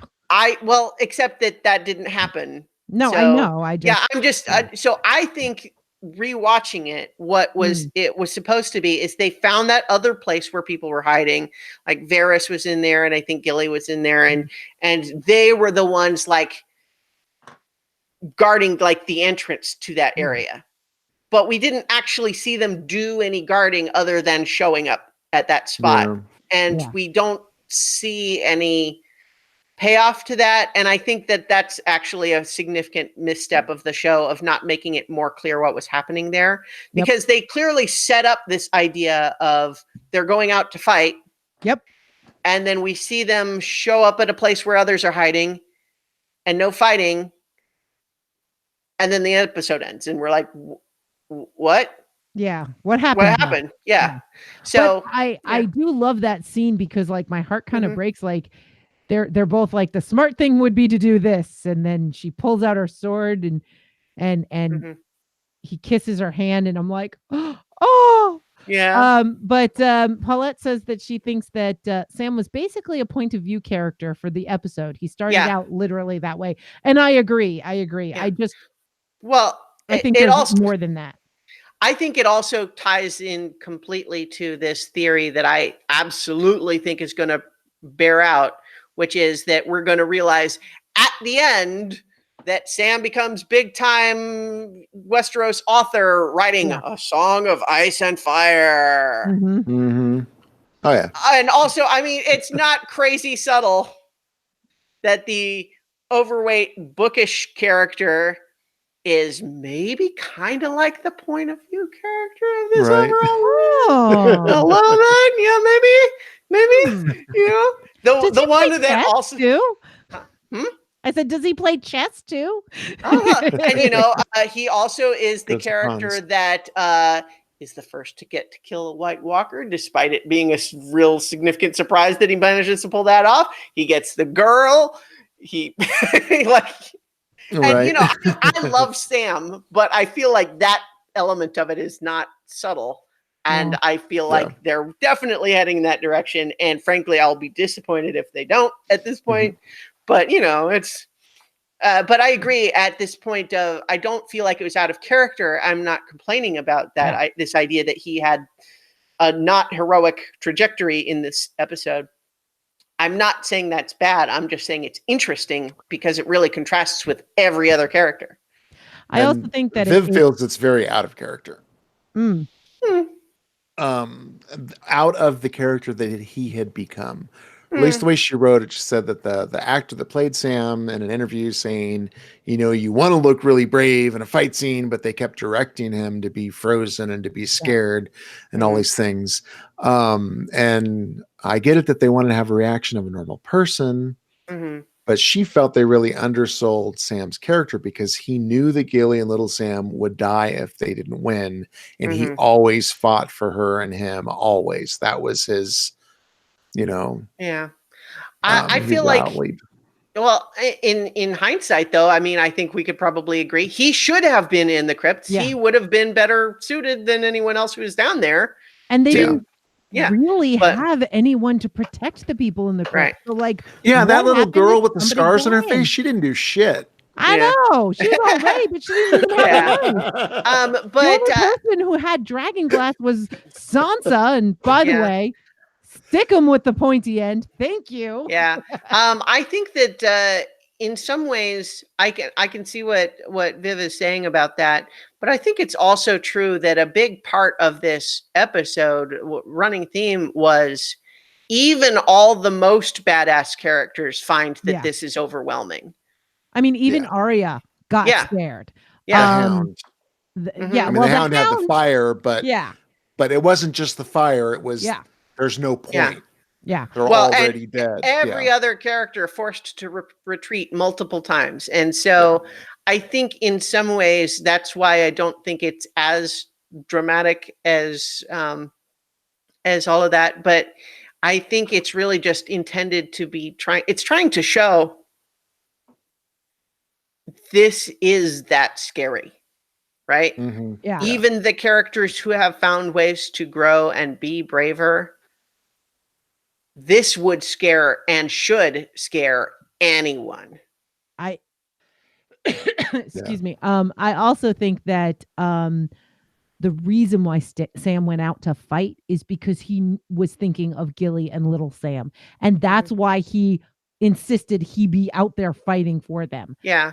I don't think that, I think that in the battle, he realized he's not making a difference. He's not helping at all. If anything, it's someone trying to help him got killed because of helping him. He's making it worse.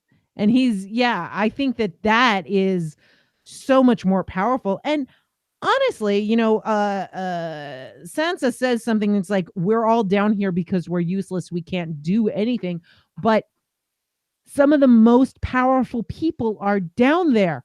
Sansa, you made all this happen. You know, powerful, but not fighters. Right. They're not fighters, but they are important. And Tyrion, you're good in a fight. You were good in the Blackwater, but Dany needs somebody who can plan and strategize when this is over. And if she doesn't survive, she needs somebody who has her voice and can speak on her behalf. You know, these people down there are the important people. And it's not that they can't do anything. It's just they can't fight. There's a big difference.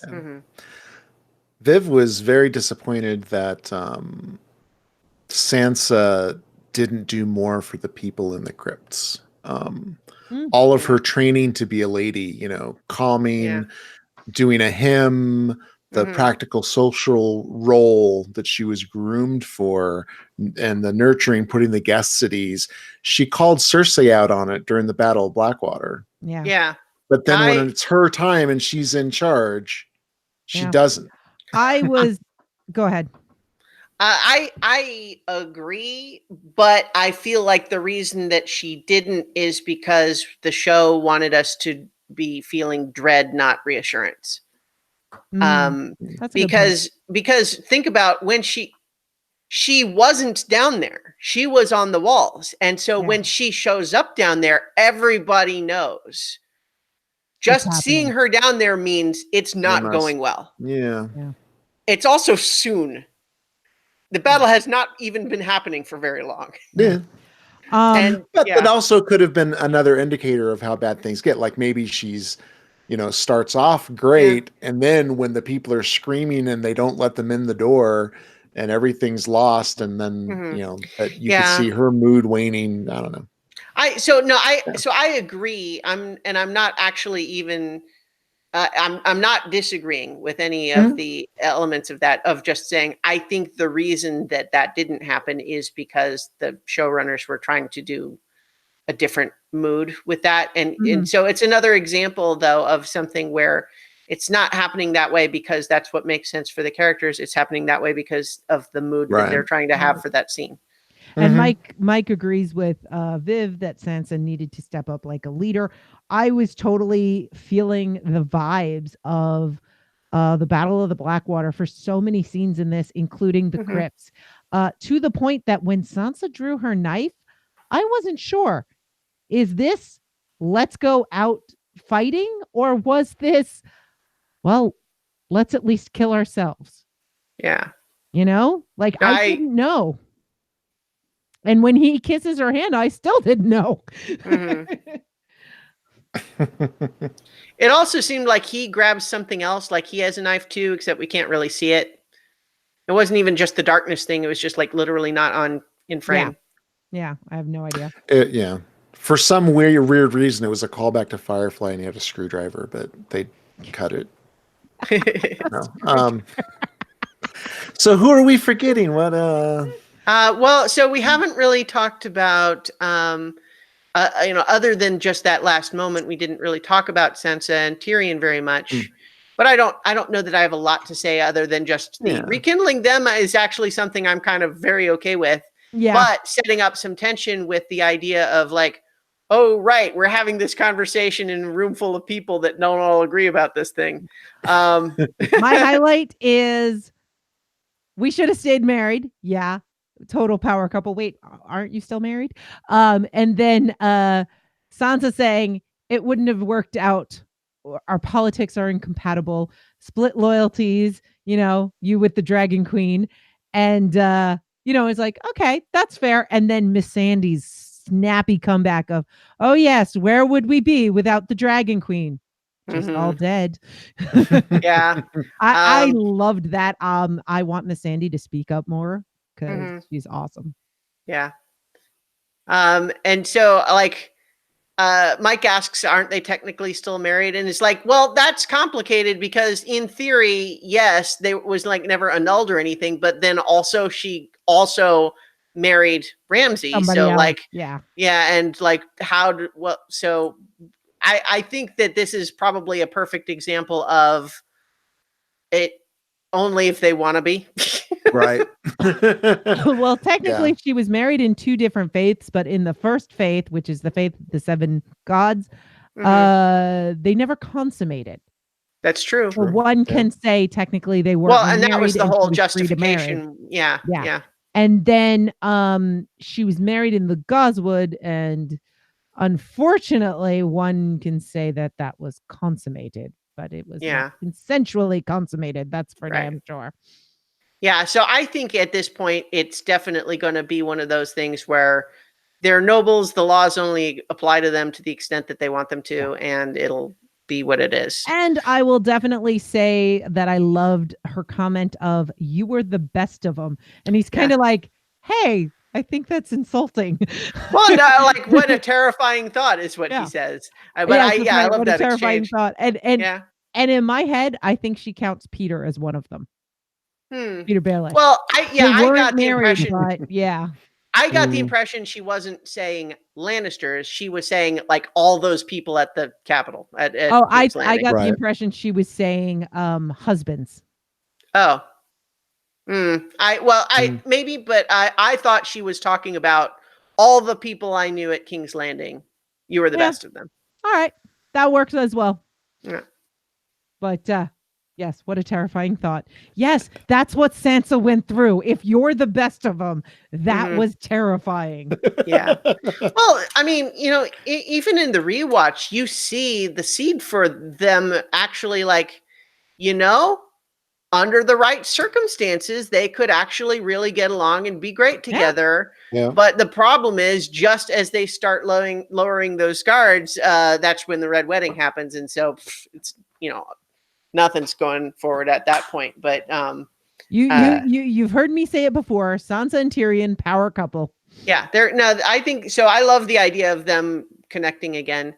I think it's going to be interesting to see how, given that Dany survives, and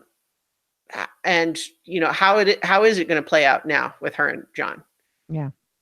So we'll have to see.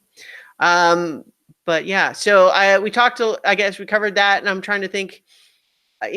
Everyone else really was just kind of like what I was talking about. It's like we see lots of scenes of Tormund and Gendry and Brienne and Jaime and Pod having fights with whites, and then they survive at the end, but there's not really any other story there. There's lots of them saving each other. Yeah. But yeah, there's not.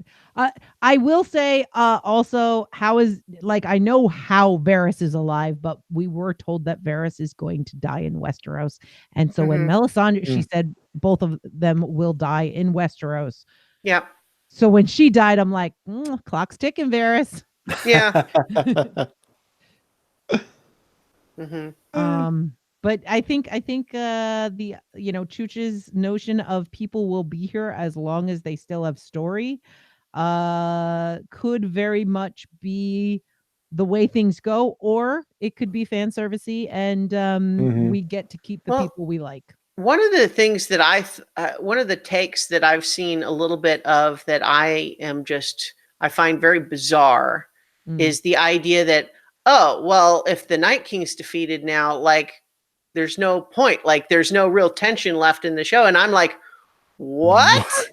Cersei was always a much better villain than the Night King. The Night King was scary, sure, but like, there's not any actual character there.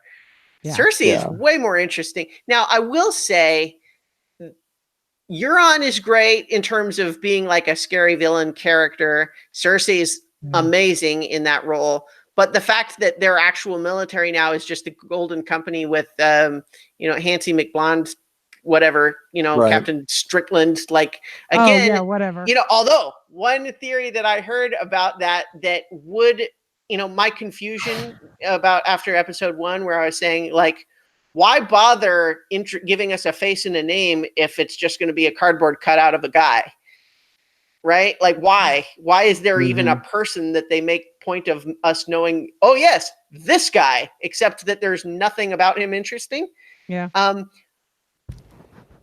I heard someone say, what if that is Jaqen coming after Aria? Oh, now I would be in for that. Yeah. Now I don't think that will be true, but I did like the idea. No, but I like this crackpot theory, and we all know I love my crackpot theories, and they don't have to happen for me to get excited about them. I mean, hello, Theon becomes the three-eyed raven. Yeah, I mean, the truth is, it is a valid question. Like, as obviously awful as the Night King was, how does that actually play into that whole House of Black and White, worship the god of death, you owe the god of death a life or whatever? Like, how does that actually play into all of that? Unclear. Yeah. I think it's actually going to end up being Dario, and they just changed actors again. They didn't tell us yet. Might as well be. Dario. I love it. I like that it could be. So my speculation of like, where do we go from here, was that Cersei, in a way, is like the Night King, where like it's a much more dangerous enemy because of these armies. And I thought, well, because with the Night King, you take him out, the army falls. It's not the same with Cersei. but they're sellswords, so it kind of is. Yeah. Mm-hmm. So then my new theory is that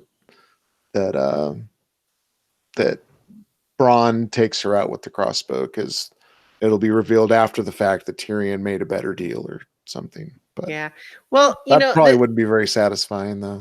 I'm really kind of perplexed by the tone of the preview for next time, because I thought, I said this when we talked yesterday about episode 2, that the two ways I saw this battle going were either it's a total rout and we have everyone having to retreat from Winterfell. Whoever survives is retreating south, and the Night King's going to continue to advance, and that's what happens. Or we defeat the Night King, but the armies here in the north are so devastated that now they're vulnerable to the Golden Company coming up from the south under Cersei's command.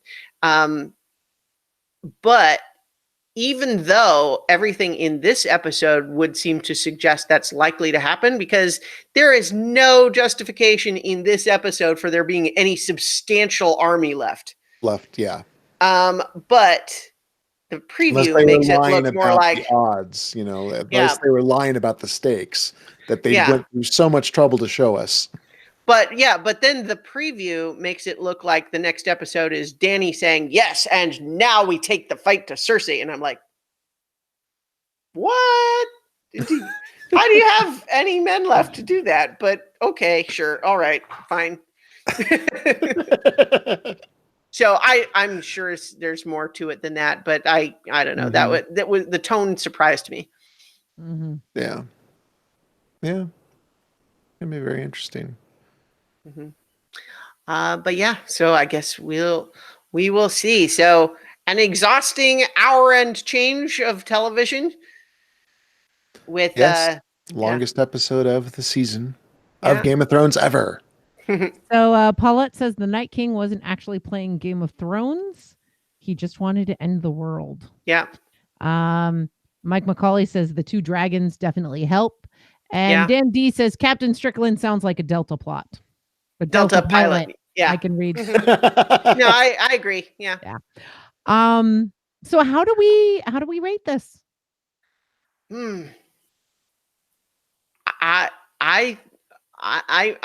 I don't know about you guys, but I'm going back down from the 10 that I gave last week. I think I'm gonna still. The highs were so high that I still am gonna stick with I'm just trying to think. I'm struggling for a rating, but 8 of 10 times that. I don't know. Aria is awesome. 8 of 10. Aria is awesome. Aria is awesome. Yeah, that's my rating. Because I think that overall it was mostly exhausting, which I wouldn't have necessarily given as high a rating to, but the things that were great were so great. And like I'll even just briefly call out one that we didn't talk about, because we talked about how a lot of the dragon stuff was kind of confusing and hard to see, but there were a couple of shots, man, where like the ground level shot where the soldiers are looking up and seeing the fire lit the zombie dragon and one of the other dragons like grappling with each other, just barely lit by the fires from the ground. Like some of that was freaking awesome. And so so the highs were so high that it elevates what was mostly a lot of it was also just kind of confusing and like, okay. And the battles were never my favorite in this show. Like I was always fine early on when, people would complain. It's like, oh, well, we have an entire battle happen off screen. It's like, I'm fine with that because the battles are really just the tension engine that gives our characters reasons to have awesome conversations later. And that's the part of the show that I like more. So, but yeah, 8 out of 10 Aria is awesome is the rating. All right. And Chooch? I'm going to give it 9 out of 10. And I was also grasping 9 out of 10.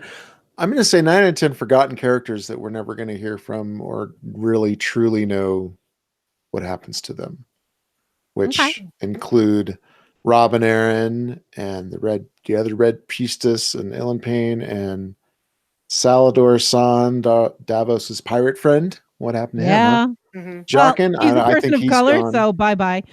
Right. Dario, he's out Yeah. there. Sirio's likely dead, so I don't know if he belongs on the Yeah. left. Or he could be Jaqen, so who knows? Illyrio Mopitos, often Pentos, we never know what happened to him, and he had to know a lot of people and had to piss off a lot of people.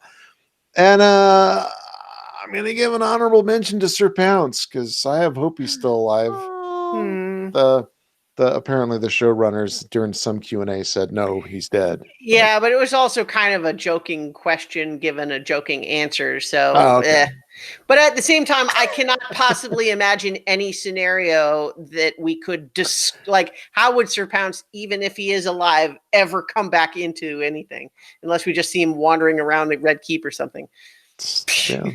Final on the Iron Throne. Yeah. Oh, there you go. I don't know. I'd buy that.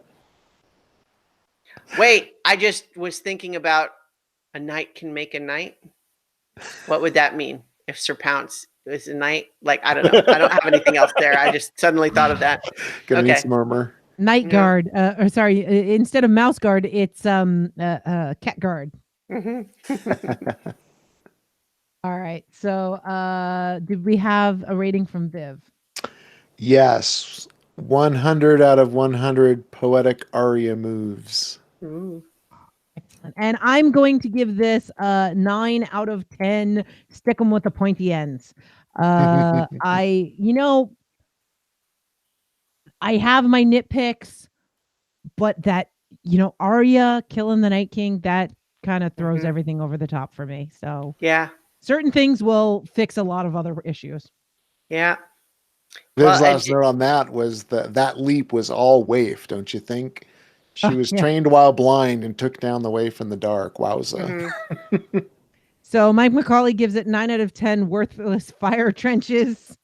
Yeah. Let me stick that in there because I do keep the fan ratings. And Paulette says the scene where the dragons are grappling above the clouds made me long for Dragon Riders of Pern movie. Ooh. Yeah, I haven't read those books, but I will certainly say that the discussions that have been had about like Targaryen history and the dance of dragons, for example, just like I could totally see like it is kind of like a dance, the dragons fighting each other in the clouds. It's kind of they're clearly trying to evoke that, and it was effective, I thought. Absolutely.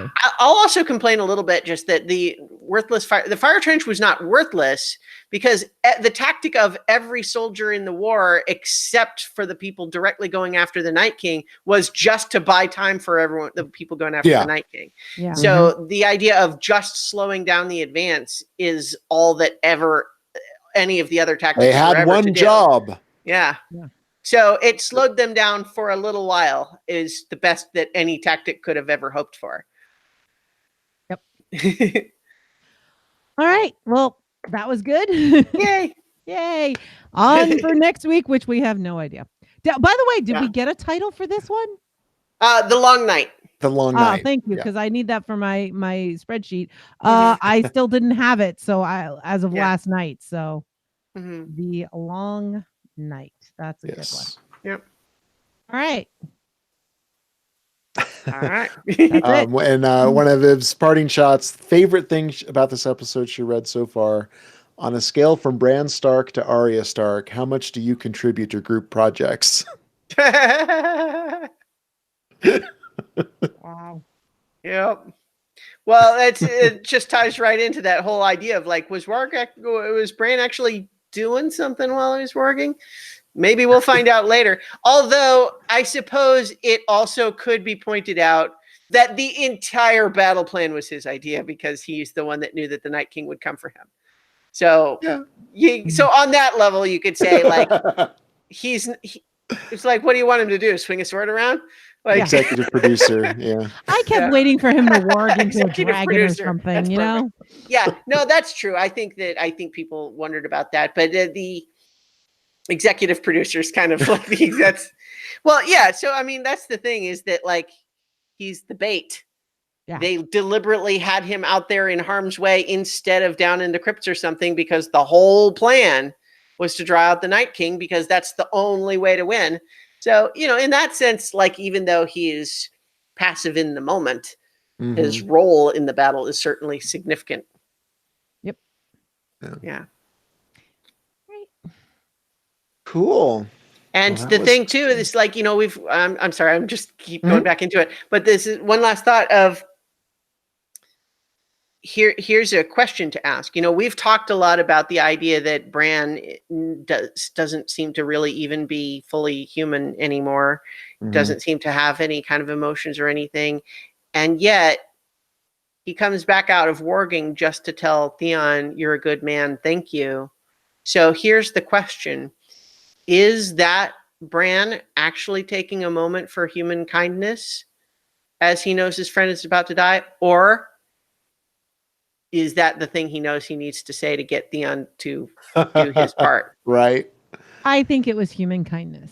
I'd like to think that. I hope. Still a piece of human in there, because what is the point of having all of human knowledge and history if he's not still human somewhere?